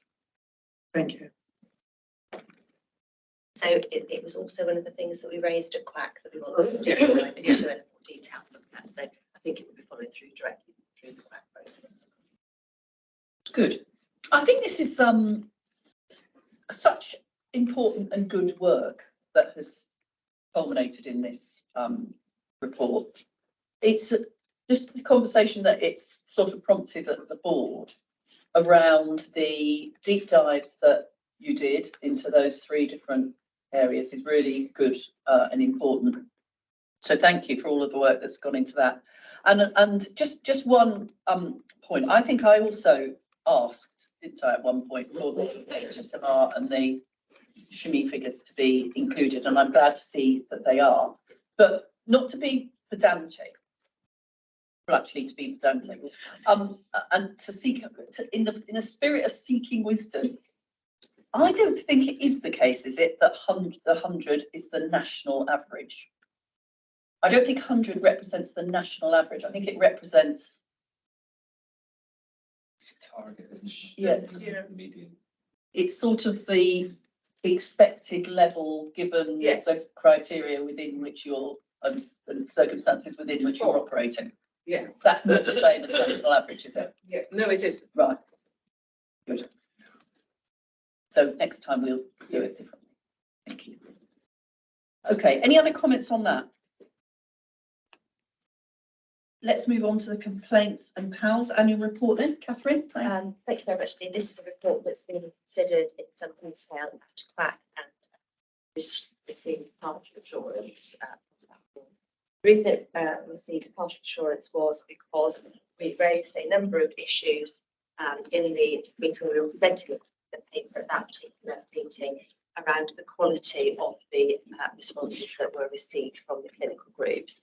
So they're being received in a timely fashion, we're meeting all the targets, but Mamta and I are spending quite a lot of time correcting them, sending them back and requiring further information. So we really want some more focus on that, and that's what Frank has asked us to do. Thank you. Any questions or comments? Okay, thank you. Which takes us to the integrated quality and safety report, which I think you're introducing, Mamta. Yes, I am. So I'm really sorry that the report that is included in this the October report, we have a report subsequent to that. So we discussed this October 23 report at our last board meeting. And I've got the November 23 report, which is what I went to get printed. We have, of course, all realised that. Sorry? When we were pouring it over. Yeah. So if I just talk through the highlights of the November 23 report, we had, in terms of the PSEF, we've had increasing and good engagement within the wider clinical body around our patient incident reporting framework. The three areas of concern related to the domain of SAFE will be the completion of duty of candour. And I know there's been a lot of national conversation around the duty of candour. So Kira has helpfully put a framework around what is expected of a good duty of candour and put in a template. Not quite right to have a template, but we have a pretty good template that is kind, compassionate, but at the same time will address the needs. And we are hoping that that will improve the quality of the duty of candour that we're sending out to our patients. We also have the attendance related to after action reviews. And with the implementation of PSEF, there was always a concern that the amount of time it was going to take in terms of getting people engaged to do either the PSSI or the after action reviews or the MDT reviews is the attendance of the key people around those incidents. And we're struggling to get that right just yet, but a continued focus with clinical teams around doing that. And the other thing that we've realized is that the way we report incidents related to radiation or transfusion is not as good as it used to be with our previous IR1. So we're trying to work through that so we have clarity around how that comes through. In terms of effective, we've seen that there's been a marginal increase in the number of falls in inpatient wards. And part of our concern at the time was that this was related to the staffing and the pressure related to wards. But we've triangulated that information with the staffing data that we had available, and it is not related to lack of staff. And therefore, it's a marginal increase, but it was a trend that continued for 3 months. And therefore, it was important that we looked into it clearly. In terms of VTE, we're in a much better position with our reporting up to 97%. And just to remind people, we had a PFD related to the VTE compliance, and therefore we've had a clear focus on education related to VTE. Medication errors, we've had, there's been a new risk added related to medication errors, which is related to our FP10s, both the utilization and the governance around FP10s within the organization. And it was related to an incident with the doctor that has actually highlighted that we need to strengthen it. Thank you to the IRG, which we got investment for an electronic system for the monitoring of FP10s across the organization last week. And I think that that's going to give us better assurance around that. Sepsis screening, we talked about it in ED, it continues to remain at 100%. And at the wards, it is showing an increasing trend, but it is not fast enough. In terms of response, the number of our increased open complaints have reduced, and we've opened 15, reopened 15 complaints in the month of November. So I think it is better than it was before, and we talked about the new risk related to FP10. And I can't finish without talking about mandatory training, and the compliance has marginally decreased from 92% to in October to a little less than 90% in November. And for doctors, it's marginally reduced by 1.5% from October to November as well. And we continue to beat on about being better in their staff man training, and we're working through that. So I'm happy to take questions. I'm sorry about the report being the incorrect one. Are there any questions or comments? Ron? Talked about the duty of care and there's a lot more emphasis put on where that was particularly. Has that had any impact on the number of complaints that we get? Because we're actually addressing the issues with patients and relatives at an earlier stage when things go wrong. So Ron, it's fantastic that the IOLG meeting, we have Ron attending, so I have to say thank you for that, because actually it brings the openness and transparency around clinical incidents. And you're aware that every meeting now we start with talking about the duty of candor that we need to have. Has that caused a reduction? I don't see that. I haven't noticed that, but I'm happy to bring that back for next month to see if that's caused a reduction. It's a bit early because what we're trying to do is not just ensure the duty of candor is done, but it's done in there's the quality of the letters that we write to the families is improved as well. Thank you. Yeah. One point on that is I think we're trying to get into a place where we're much more responsive on the day to concerns coming in as well. So I do get stuff sent through to my office where typically speak to the Catherine or Manson in our release and say, can someone go and chat to these people straight away? And I think some of the staff do it routinely because that's the way they work, but we're trying to be much more measured about this because I think if you get someone right down to the ward that day, they go and talk to the patient and their family immediately. Actually, I think this is saved as a complaints letter. It saved us the hundreds of hours it can sometimes do to provide an unsatisfactory response to that. And just thank you to the clinical groups because they are extremely responsive when we ask them to do that. And I think, in these circumstances, the best thing is always when the concern first emerges, get a clinician in the room with them, explain to them what's going on and tell them what's happening. And I think that is probably saving us more hours than we can count because of actually the way the staff are responding to the requests. Thank you. Mark? So I just want to ask you about the falls. Looked at the data, there isn't any pattern at all to any, there's no feature that relates to location specific. Is there a particular location in which there's an excess of them? Are they just distributed across the hospital, or is there any feature of the location? For example, line of sight on somebody tottering about, if you're in a side bay, can be tricky, and so fall might be prevented if you could have line of sight, but in certain environments it's not possible. Is there anything about the environment that's contributing, or is it just chance? Yeah, so we've done loads of work. We've introduced false alarms in the care of the elderly wards, and that's really helping. The vast majority of our falls are actually not frail elderly. They are people who've had surgery and were perfectly fit and well, have had surgery, had an anaesthetic, and then just all over. Okay. So the falls with harm tend to be in care of the elderly because obviously they're more fragile. But we've just done some review of all the literature associated with falls actually, and it suggests that very little interventions that you put in traditionally, one-to-ones, etc., have very little impact on the number of people who actually fall. So we're going to look at whether we remove all the interventions we put in and see whether that has a negative impact really. Okay, thank you. Okay. No other questions or comments on this? Fine, thank you. That brings us on to people and culture. And in Leslie's absence, Caroline is going to present the update from the PCC report. Rather conscious of time, so I shall be brief and taking it as read, but highlight a few points. And I know there are other items which are referenced here, so I won't repeat things. Some things to highlight.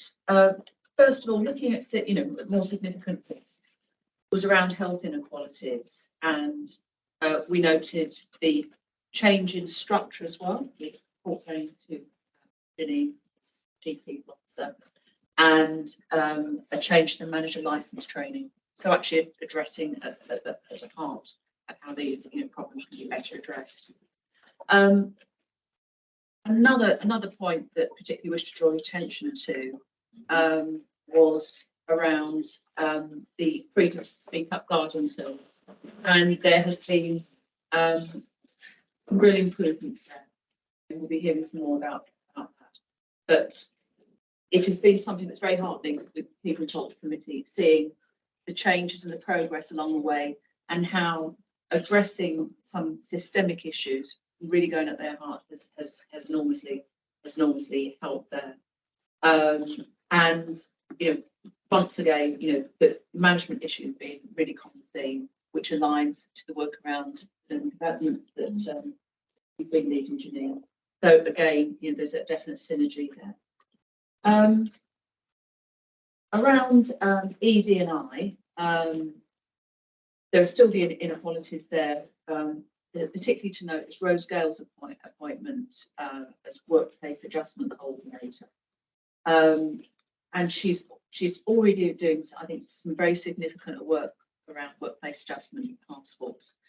And she organised a fantastic seminar, which we're not mentioning here, but I will just reference, because it's looking at how working with disabled colleagues and indeed making experience for people with disabilities coming to our sites, that these things can be normalised, that the adjustments are cheap, they're easy to do. There are just a bit of thought that's required around them. In terms of turnover, it has reduced, but it's still a continual problem with the labour market, and one that we're taking on a file. And I think the other things I was going to mention are going to be covered elsewhere in the meeting, so I will not look. Thank you, Caroline. Which brings us on to the Freedom to Speak Up 6 monthly update. You're very welcome, Paul. Janine, did you want to say anything in advance of Paul? I think I've got something to say at the end, but.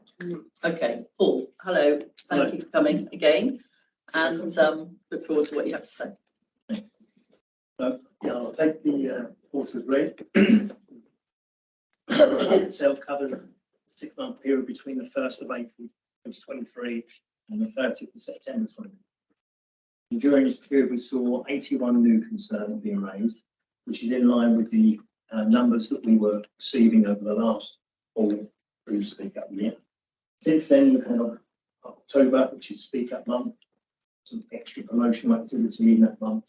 There's been a few months since then. So we've had an increase, a healthy bump of concerns coming into the guardian service since then, into that period. And it's taken the current total year to date up to around 130.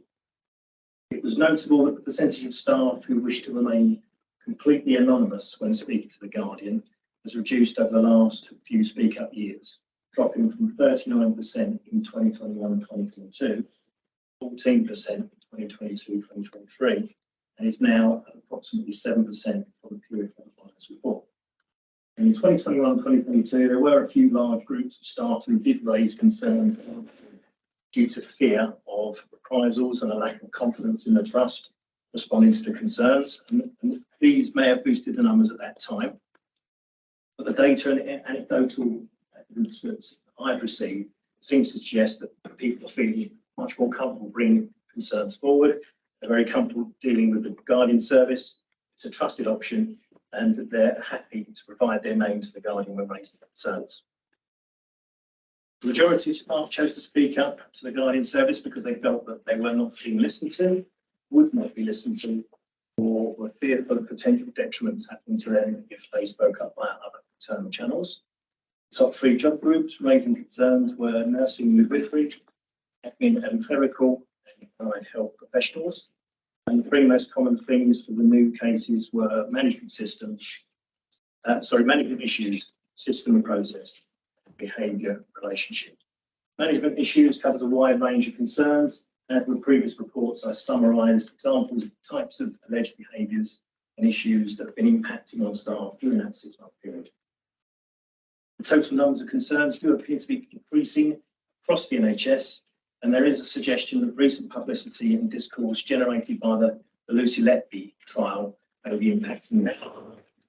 The important factor that has contributed towards the raising of the profiles taken up within the organisation has been that the trust have demonstrated their listening by responding quickly and addressing concerns appropriately. That does bring more people, gives them more confidence to come forward and speak up about what they're concerned about. However, it does remain that in some instances, staff still report their frustrations regarding the quality and or speed of the responses from the Trust. And so responding to those concerns. And the Trust have progressed quite a bit in this area, but there is still room for improvement. As this is a critical factor in developing a healthy food speak-up culture, it remains a recommendation for focus. Management issues continue to dominate the themes, and that's quite common as well across the NHS. And the Trust have reportedly applied some more focus to the design and training of training and development for line managers. So this remains, again, another recommendation, but not just for new managers or new managers. In my report, I also touch on how important it is for the Trust to try and behave in a way that suggests that you really want staff to raise concerns. The ideal is obviously to have an open learning culture and maintain that feeling amongst staff that people feel that safety, that psychological safety to speak up. And we do know that this is an issue across the whole of the NHS. And some of you might have seen the recent survey, 500 consultants, Hospital Consultants and Specialists Association, which was on ITV's Tonight programme, which showed that over 70% of doctors felt it was career damaging to speak up about safety concerns. And in that same survey, over 90% reported that they were dissatisfied with the outcomes after they've reported those issues to management.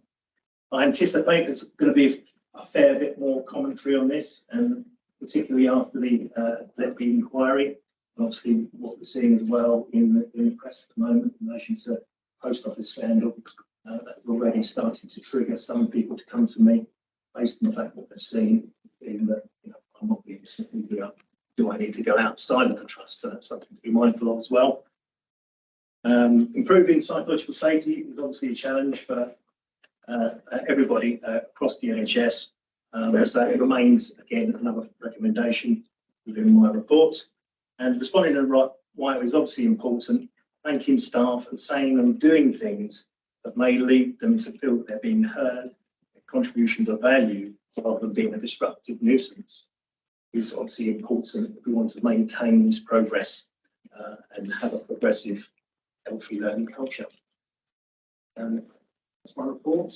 Pass on the report. Questions? Thank you, Paul. That's really helpful. I've got a question on that, which links to the point that you were making about the ITV survey. In my experience of other freedom to speak up services, more doctors would have spoken up. Is it your feeling that we have a small number of doctors using the service comparatively? I think it's something that I will cover actually in my annual report, because I have seen an increase in more doctors coming forward. So there seems to be sort of a growing confidence that they can use the guiding service as an option, but it does remain an issue, and as highlighted in that survey, I think it is something that's an important issue for all trusts, and try and understand why that is, and to try and give them more. Thank you, Ruth.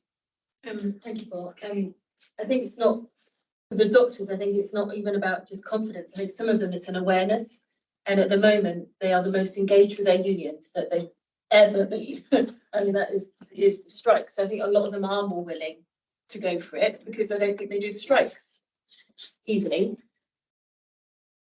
What I'm interested to know is, because you kind of talk about this perception of it'll be career damaging or it causes trouble.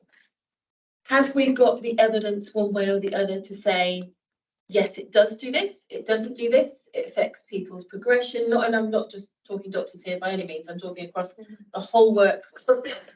Because I guess if we can't evidence that, how can we say it doesn't do that? Because I mean, we can have the perception, but if we can't reassure people that actually it doesn't do that, well, we've got a problem.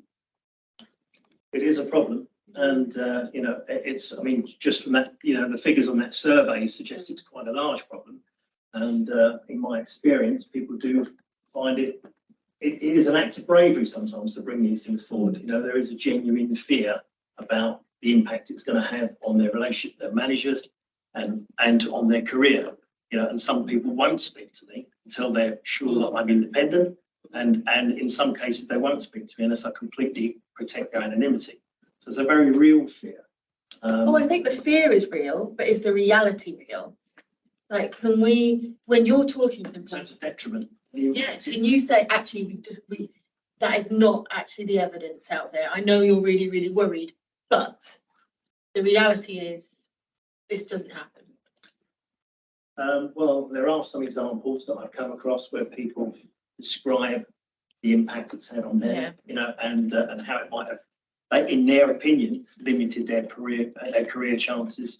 So I've heard plenty of stories. I wouldn't say one way or another definitively that that's the truth. But what appears to be the truth is that there is that perception that it can damage your career, and that in itself is a potential barrier, potential obstacle in bringing people forward to you when you need them to speak up. Presumably, it's quite difficult to prove a negative as well in that particular case, isn't it? So what you need as proxies for that is, number one, are we increasing the numbers of people who are using the service? And what you've demonstrated is that we are increasing the numbers of people. And secondly, can we demonstrate to those people who might be sceptical that if you do use the service, something changes? And we're also beginning to see some evidence of that. Absolutely, and I refer to that in my report. Each of the reports that I provided, it's very clear that the responses do bring more people to me. You know, it gives them more confidence. It's worthwhile. You know, in some cases, people come to me and say, you know, they describe that it's taken a lot to get to that first conversation, and you know, and if there aren't good responses, then it goes hand in hand that you get less people feeling that confidence to come forward. Mahbub. Thank you for the report, and just looking at section 15, comments and recommendation, and then on the management training, there's a comment that just sort of jumped out of it, where, and I'll quote it, it's easier for me to quote it. There are some leaders within the trust who would benefit from a well-designed management training program. So emphasis on some. So how's that sort of then triangulated? Not triangulated, sorry, how is that then taken forward as a action if there are some people who need help to be better leaders?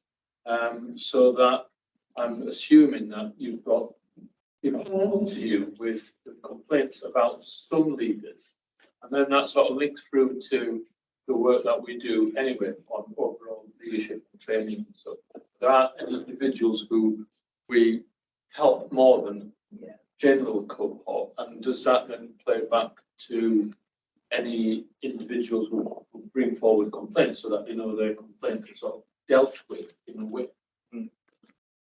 Yeah, I'm in constant dialogue with many people around this table, in fact, and you know, and those kind of subjects are often part of the conversation. I mean, regularly once a month with Janine, and that is one of the things we talk about quite a lot. I know a lot of our conversations do end up in helping to shape, you know, our priorities in terms of training and development in that area in particular. And some get more help than others. That's what this implies, doesn't it? Is that something? No, that's more, well, it doesn't mean to imply that. You know, the recommendation is the recommendation is that, you know, there are, obviously I don't get concerns about every single person, every single manager. No. I can only comment on what's come to me. And obviously we get quite a lot of concern raised in that area under that theme. It makes sense that it's something that the trust has some focus on. It's a positive thing to need and to take training.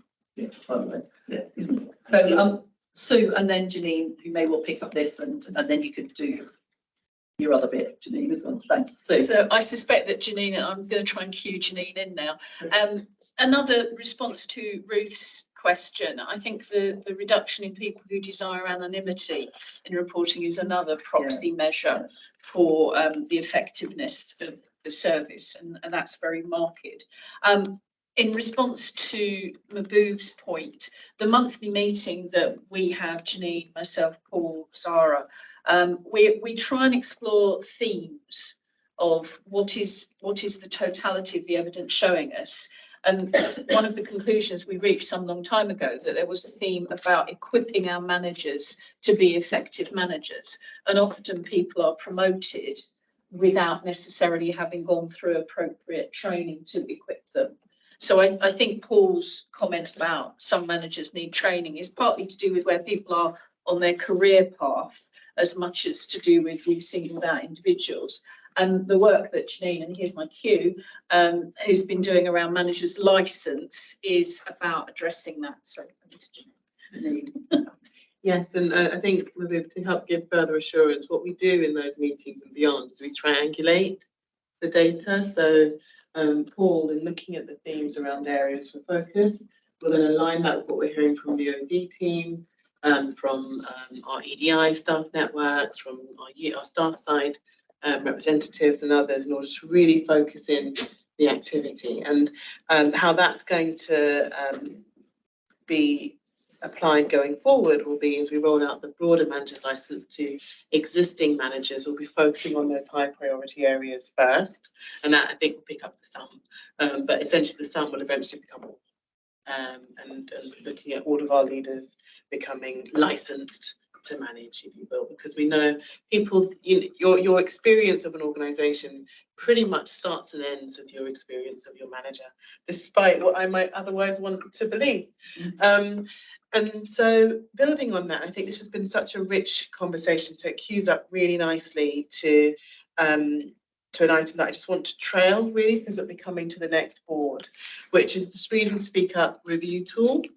And as part of that work, what we'll be looking to do is to consolidate all of our conversations into an action plan for how we might look to further improve how we work with Paul and the Freedom Speak Up Guardian Service, and how we maximise the benefit that this vital tool will bring.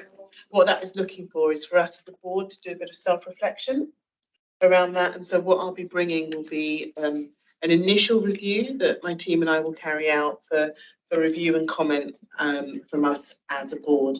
Initial thinking around our areas of improvement are that we want to continue to promote and publicise the Freedom Speak Up service. So we've talked about doctors.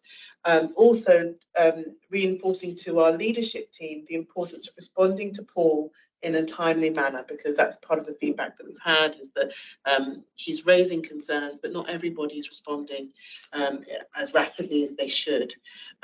We'll also be bringing and continue to triangulate with our staff survey results, and particularly where we need a safer speak up culture in our organisation, and developing an action plan to look at that.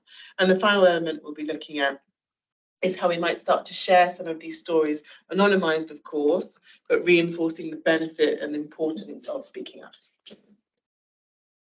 Good, thank you. Looking forward to that. Okay, Paul, thank you very much. Thanks for your time today and for your continued work with the Trust, which is really, really good. Thank you. Okay, Finance, Investment and Performance Committee report, Mahboob. Thank you, Chair. And I'll just mention a few things. The comprehensive report, and we've got various considered. So just a few things to mark. On finance, we've got to keep a close eye on our cash. We would like cash coming out to the back March through a really good fund around capital. We've got potentially some risk around of about 1 point. We're meant to keep £31 million worth of savings, and making 17.8 million of savings, of which nearly 14 million are reoccurring. So there's a lot of hard work and effort around people and other people around this table and their colleagues. So thank you for all of that work. Moving away from finance, just to say that we had 2 deep dives into risks that we wanted to look at, digital one of them, and urgent and elective care being the other. On digital, we were assured that the risks are being managed, but also one of the bigger risks that we're aware of is implementation of EPR. Having a strengthened resource from Parks to help was on the implementation of that huge programme was brought to the board, sorry, to the committee. We were assured about that level of support that's needed going forward. On our overall performance, UEC, Matthew mentioned, so I won't repeat that, but on cancer, we know that we need to do better. Fiona and colleagues doing their own deep dives, improvement planning, looking at workforce, etc. And I'm sure Fiona will pick that up when we get around to the IPR. We remain concerned about the numbers of Section 318 patients who are brought to both King George and Queen's. The numbers are really still high, and we're an outlier for London for reasons well rehearsed in this board, in previous board meetings. Mentioning King George, investment in ESTEC happened, so that'd be great. Lots of improvements there, I think, will come as a result. And just to finish off that, it's on the agenda today, but we had an excellent presentation by Anne and her colleagues on the integrated approach to business planning. I know we've discussed the outcomes of business planning here at board previously, but the sort of process and the kit behind it was really good, and we've given a thumbs up for that, on getting the clinical groups and the corporate plans ready for March meeting and for mission. I think that's all I wanted to say on my sort of scribbled notes, but I'm sure things will come up during the course of the reports. Thank you, Chair. Thank you, Mabou. Okay, so let's go on then to the integrated performance report. Fiona. Thank you. This is the November performance report. I know it is January, however, this is November data, and I hope to share with you some of the future data, but not for the purposes of this report. So, you can see, I'll just take you quickly through each of the domains of performance measurement. UEC are all types of performance, as we know we've been tracking against both the London average and the national average, and you can see quite nicely how our BHRUT ED performance, ED and UTC, is now in November aligned with the rest of the country. In the future, I'll be very pleased to show you that we have exceeded that, but we'll keep the excitement for later. And so good news there, just really shows that hard work, effort and attention to detail in all of the areas of emergency care, not just the ED on a day-to-day basis, are really starting to pay off, and the teams are to be congratulated for all the work that they've done over the last sort of 5 months, really, up to now. For our performance, on balance, remains an issue for us, and this, type 1. And this is the pure ED performance. This is patients who are in our emergency department at both sites, and we are still struggling, despite some of the other improvements, to make a difference to how long patients stay in our department. Our 4 hours is the target, and we are only making that, delivering that half of the time. So a huge challenge back to ourselves, really, to take the kudos of improving all types across the board, but recognise the ongoing work that we need to do around emergency department attendances, particularly for patients who spend a hell of a long time in our departments. And we heard one of those stories about the sickle cell patient earlier. So lots to do there. The next slide just shows how the UEC trajectory and the type 1 trajectory combine. And if you look on the right hand side, we're really delighted that our partners, PELC, who traditionally have provided us with very low levels of performance in UTC performance were at 86.8% in November, and I have to report that that has significantly improved too, which is all good news. The London position, our barometer of how we're doing is how to compare ourselves to our peers, similar populations within London. And I think one of the things that we would say, and we felt very proud about, is that we used to be 18th out of 18, and we're not there now.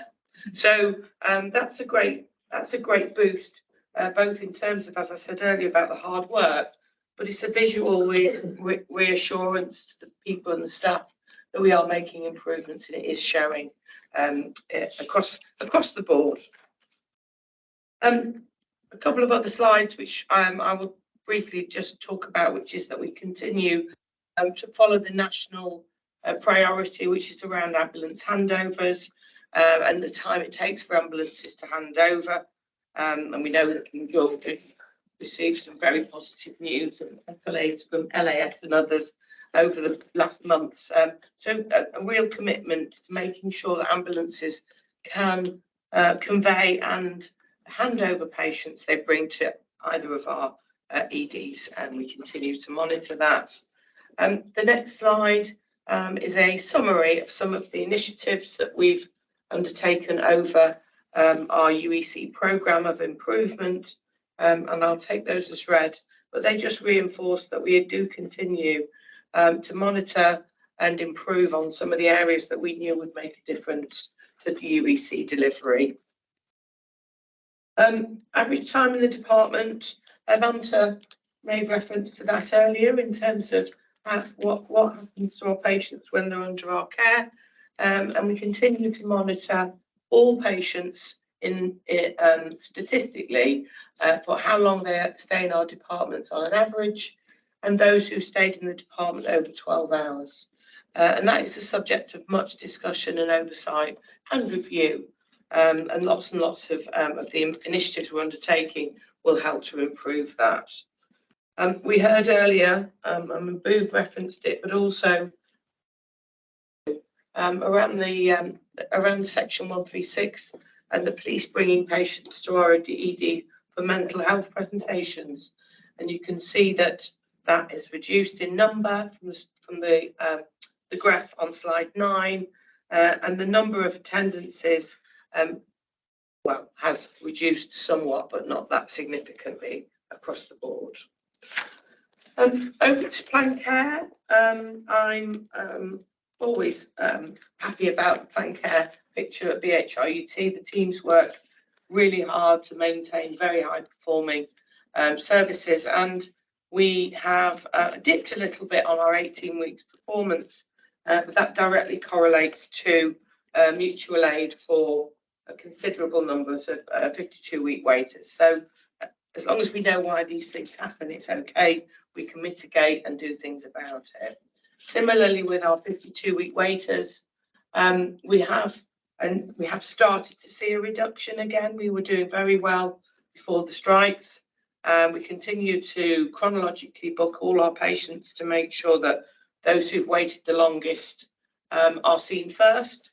And we have, within that figure, received 600 patients from BART, which is part of our collaborative support and working methods, in terms of delivering long waiter recovery across North East London. So I think we're particularly proud of working collaboratively, of helping all of the patients across now see their clinicians in as short a time as possible. The next slide just reinforces the waiting time position and shows us really where we're getting into trouble with regard to long waiters, which are the orange lines, and the blue waiters at the top are the size of the PTL. So keeping an eye on, is the waiting list growing and are the patients waiting any longer? And you can see from all of that they are not. I won't talk too much about theatre utilisation, but again, another way of measuring our productivity and our efficiency is to make sure we're utilising our theatre time and facilities properly. And I think this data shows that the use of slots is very high and there has been some variation in time utilisation. But in the main, we're doing particularly well, continue to do well there. Two highlights on our diagnostic performance, which aren't new, if I'm honest. The neurophysiology, which continues to be a real struggle in terms of demand and capacity, and urodynamics, which again, in terms of capacity, slightly outdone by the demand. But all in all, a compliant DMO1, and this is an aggregate performance statistic, and so no concerns there particularly. I will finish on the area of greatest concern, and Mahbub has already mentioned the work we're doing in cancer. But the most important slide here in terms of our improvement work has got to be the last one, which shows that with almost no exceptions, we are not compliant with 62 days treatment for patients with cancer or suspected cancer. And we are working through each of the pathways, through each of the tumour groups over the next few weeks. We plan to do this before Christmas, but the strikes slightly diverted our attention. So we will be doing tumour by tumour group workshops to unpick what it is, coordination, access, or other, and solve some of these issues we've been talking about for a while now. Thank you very much. Any questions or comments?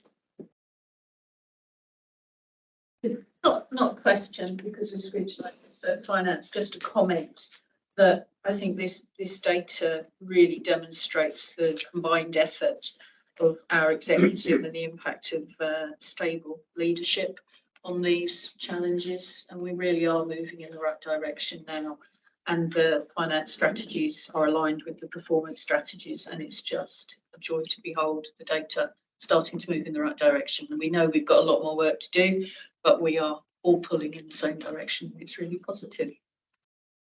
Good. Okay, thank you. Finance, Nick?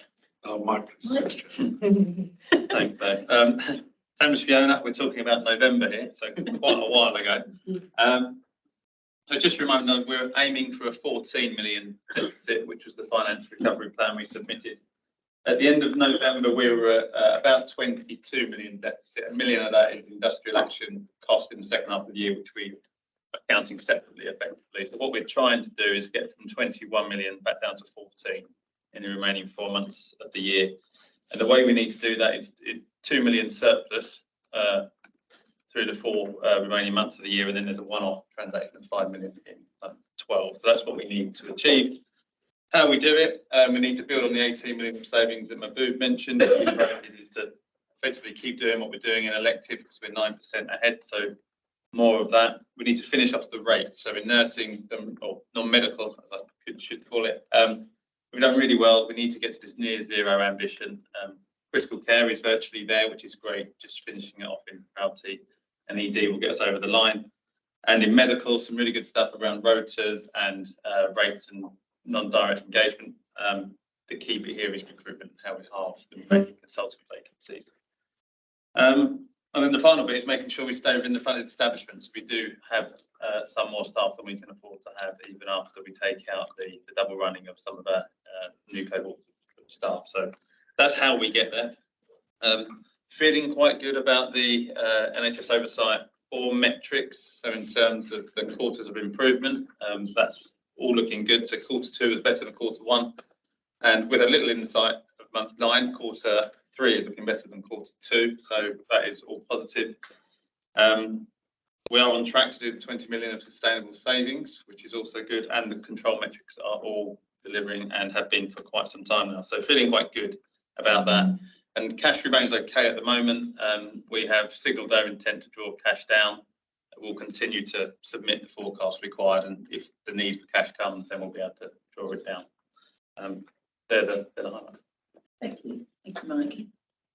Any other questions or comments? Thank you.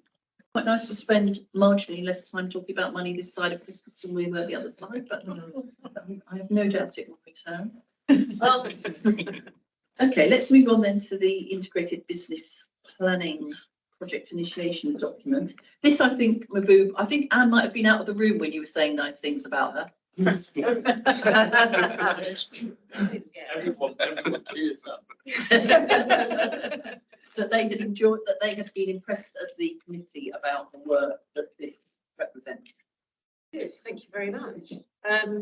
I'll just do a very quick brief overview of this then, and I have to say that much of that work is down to Russell Mills, who's the improvements lead in for business planning, who's put a lot of this detail together.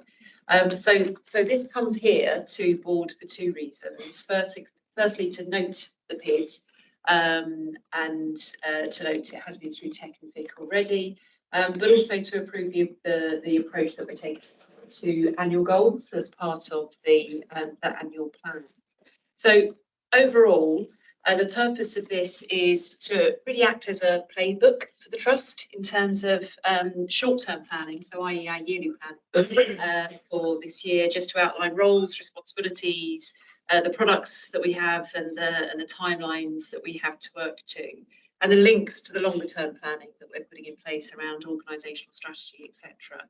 And why we need to do that, I think Shane outlined earlier when he was talking about the collaboration approach, just how complicated this is starting to get in terms of the new landscape that we're working within. So as well as our own business planning processes, we also contribute to the APC planning processes, the NEL planning processes, and the place-based planning processes as well. So there's a number of plates that we're spinning and aligning. So hence the need to be really clear about what we're doing. So that's the overall purpose of this. We'll produce a couple of things as a result of this business planning process. The first is a numerical plan that will go to the ICB and reflects the national guidance. National guidance, which normally lands as a Christmas present on Christmas Eve for us, but this year has been delayed due to various different negotiations going on at a national level.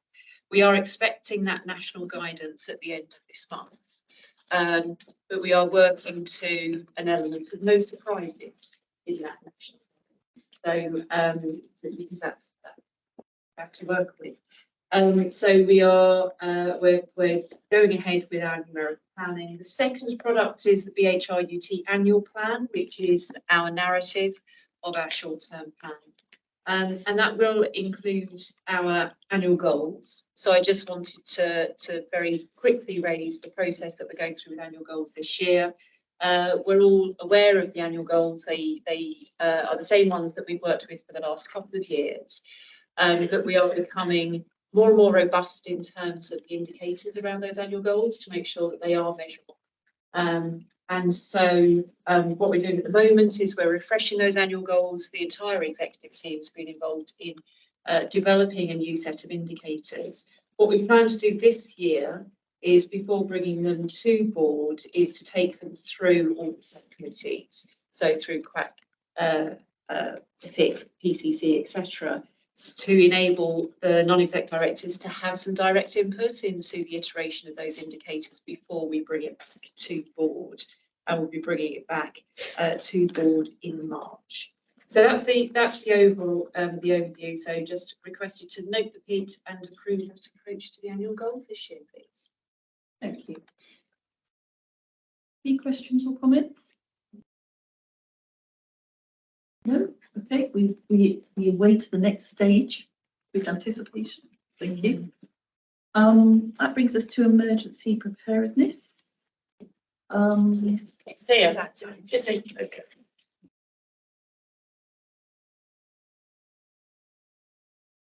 I'm going to get in.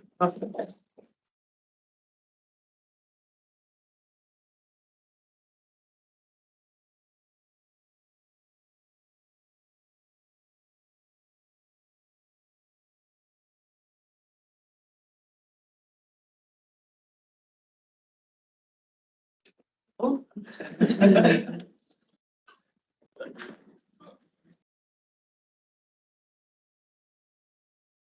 To introduce. Yes, please. Yeah. All right. So thank you. This is our annual annual update in terms of self-assessment against the emergency preparedness, resilience and response metrics. Keith is our lead and does a fantastic job of keeping us legal, keeping us comparing ourselves to what good looks like and ensuring that good practice is embedded in everything we do from an EPRR perspective. So one thing I would say is that unfortunately this year our assessment has downgraded us from a green to an amber. There are some explicit reasons for that, and they have been summarised by Keith in the report under each of the areas of assessment. So if there's anything you want to read in terms of further detail, there is a very short summary of why we didn't make a green assessment in each of those domains. But I'll let Keith give you a bit more of a detailed update. Thank you. Welcome, Keith. Thanks. Thank you very much, and thanks for that, Fiona. I think it's been a busy month already, and we've already made some really great traction and actually rectifying some of these. So the adverse weather plan has gone green. I've just boxed off a schedule for the rest of the year for training and exercising. So I've got a busy year ahead with exercises of some scale or another, ideally on a monthly basis. I've already got 12 logists signed up for training before the end of the month, so we're making great headway. The services have a lot of things on their plate as normal, so we will do what we can to support them deliver what they need to do for EPRR as much as we possibly can. Altogether, if I take any questions or concerns or anything at all. What's the area that you're most concerned about, Keith? It was engagement, and that was purely due to competing demands. But since we've reached out literally in the course of this month, engagement has been really great with the care groups. Like I said, we've got representation for logists within a couple of weeks. We've had great turnout for that. And so I think that was a concern, but it's actually on track for recovery. It's maintaining that against all of the pressures that we've got. If I had to pick a specific item, it would be the shelter and evacuation plan. But again, that's just because it's a complex document, and that's one that I have to take and run with. So nothing majorly, but I think those are the two. Any other questions or comments? Okay, thank you. Oh, sorry, Can I Mum. just thank Keith for all the support during the period of the strike. So I think the team has been fantastic. So thank you very much. Good. Thank you. There you go. Short and sweet. Thanks for all your work, Keith. Thank you. Okay, board assurance framework, Lisa.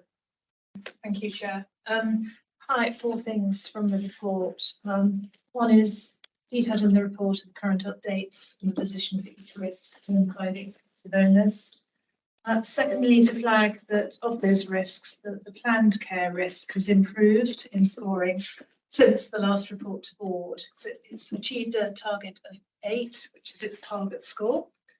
The rest of the risk scores have remained static.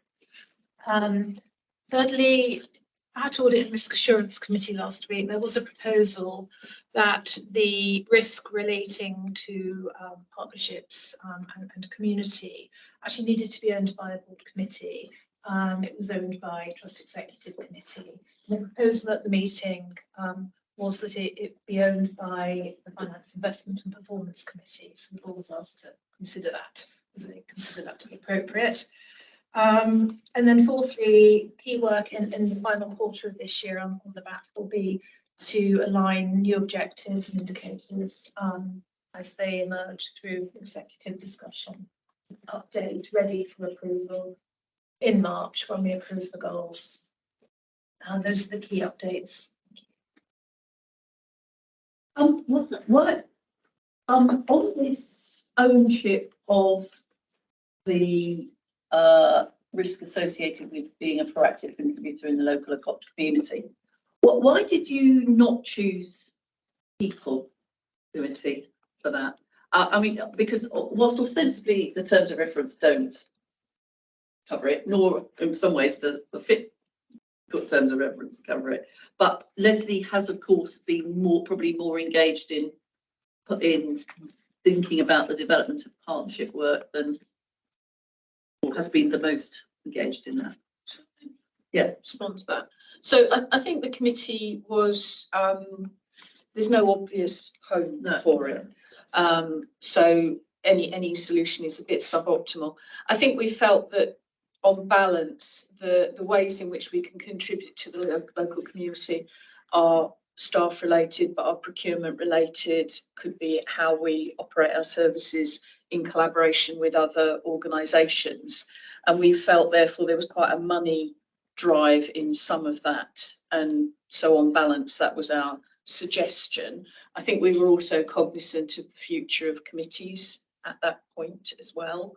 But it's not the perfect answer, we accept. That's very reasonable thinking. Was that Mabu? I mean, in many places, they do have people in place. Yes. And, you know, we sort of thought that we need to give it a home. It's on the body assurance framework, and, you know, we'll adopt it. But if we have a further discussion at private board, when Leslie's back, we can sort of work through what is the best place for it. There's not pressures for it to sit there. We can all contribute towards our sort of partnership and community approach across all of our committees. But it's just making sure where there's sort of focal point in where it then comes back to the board. The important thing is not to be lost between the board and the. Okay, thank you. Any other questions or points on the? Sorry, did you? I just want to say I welcome home for it.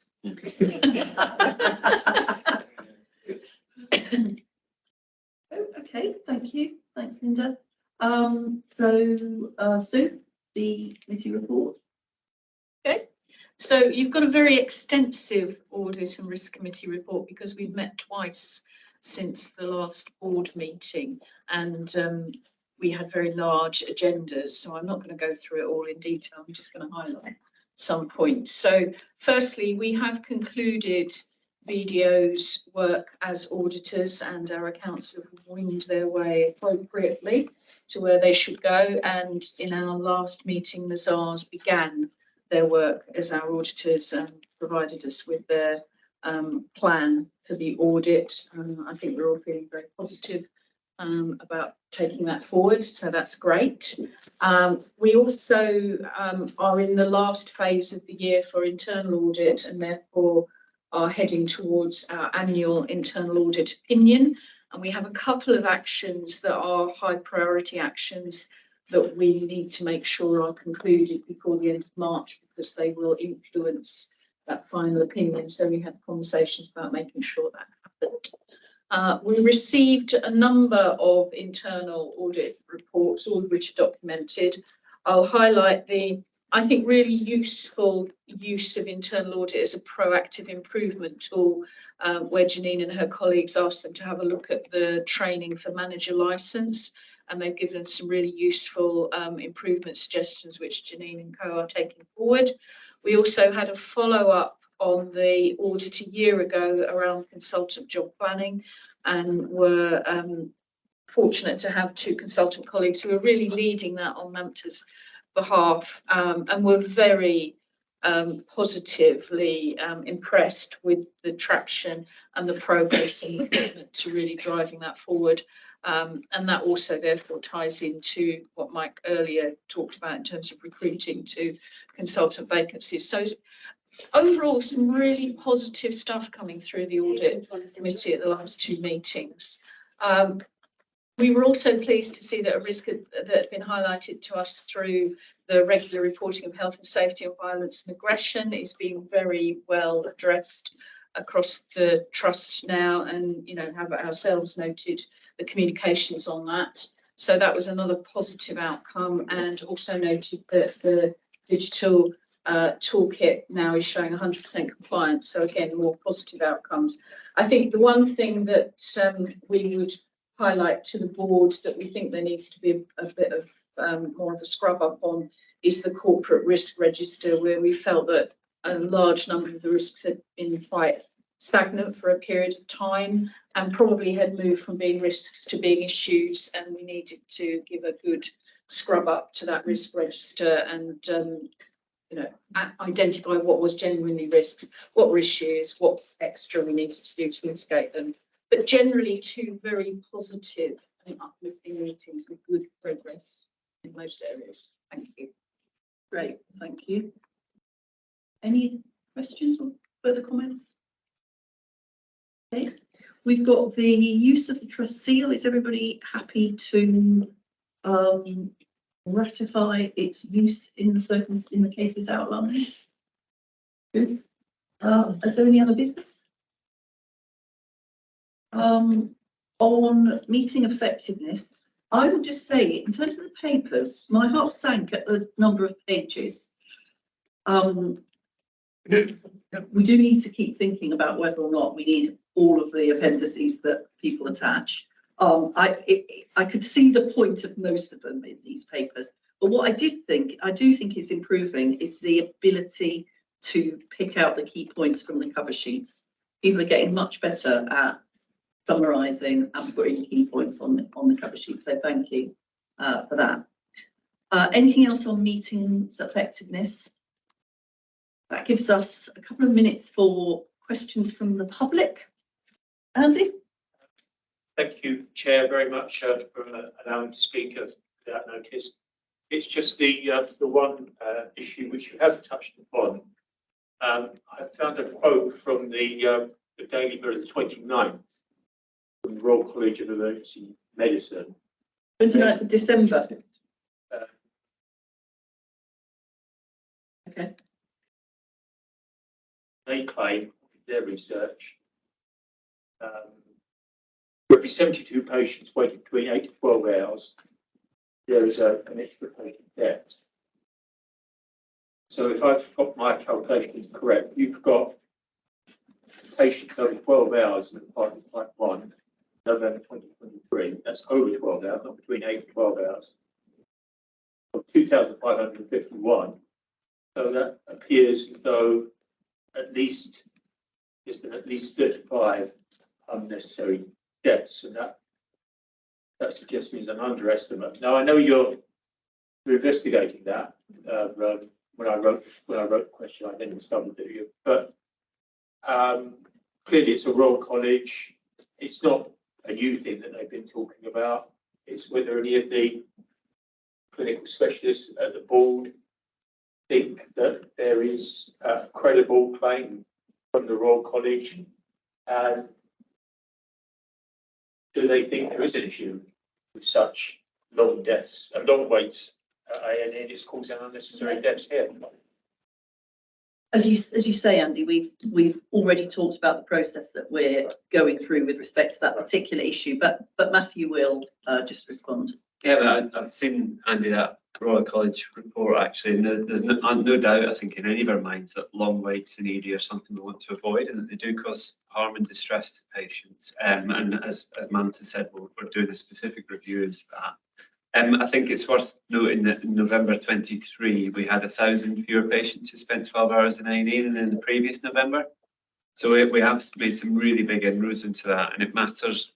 You know, I strongly suspect you wouldn't be able to go through that list of patients and identify those cases. I don't think that's how these averages work, but I think they're an indicator that it's a harm we want to avoid. So we'll have that proper report back to March board to have a really good look at this subject. So recognise the concern. Thank you.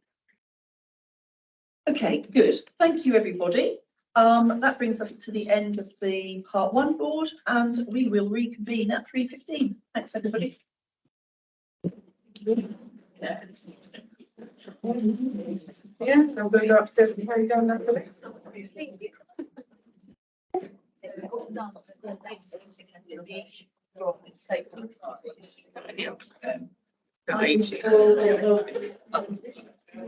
at that, it's crazy. I've not eaten loads of food.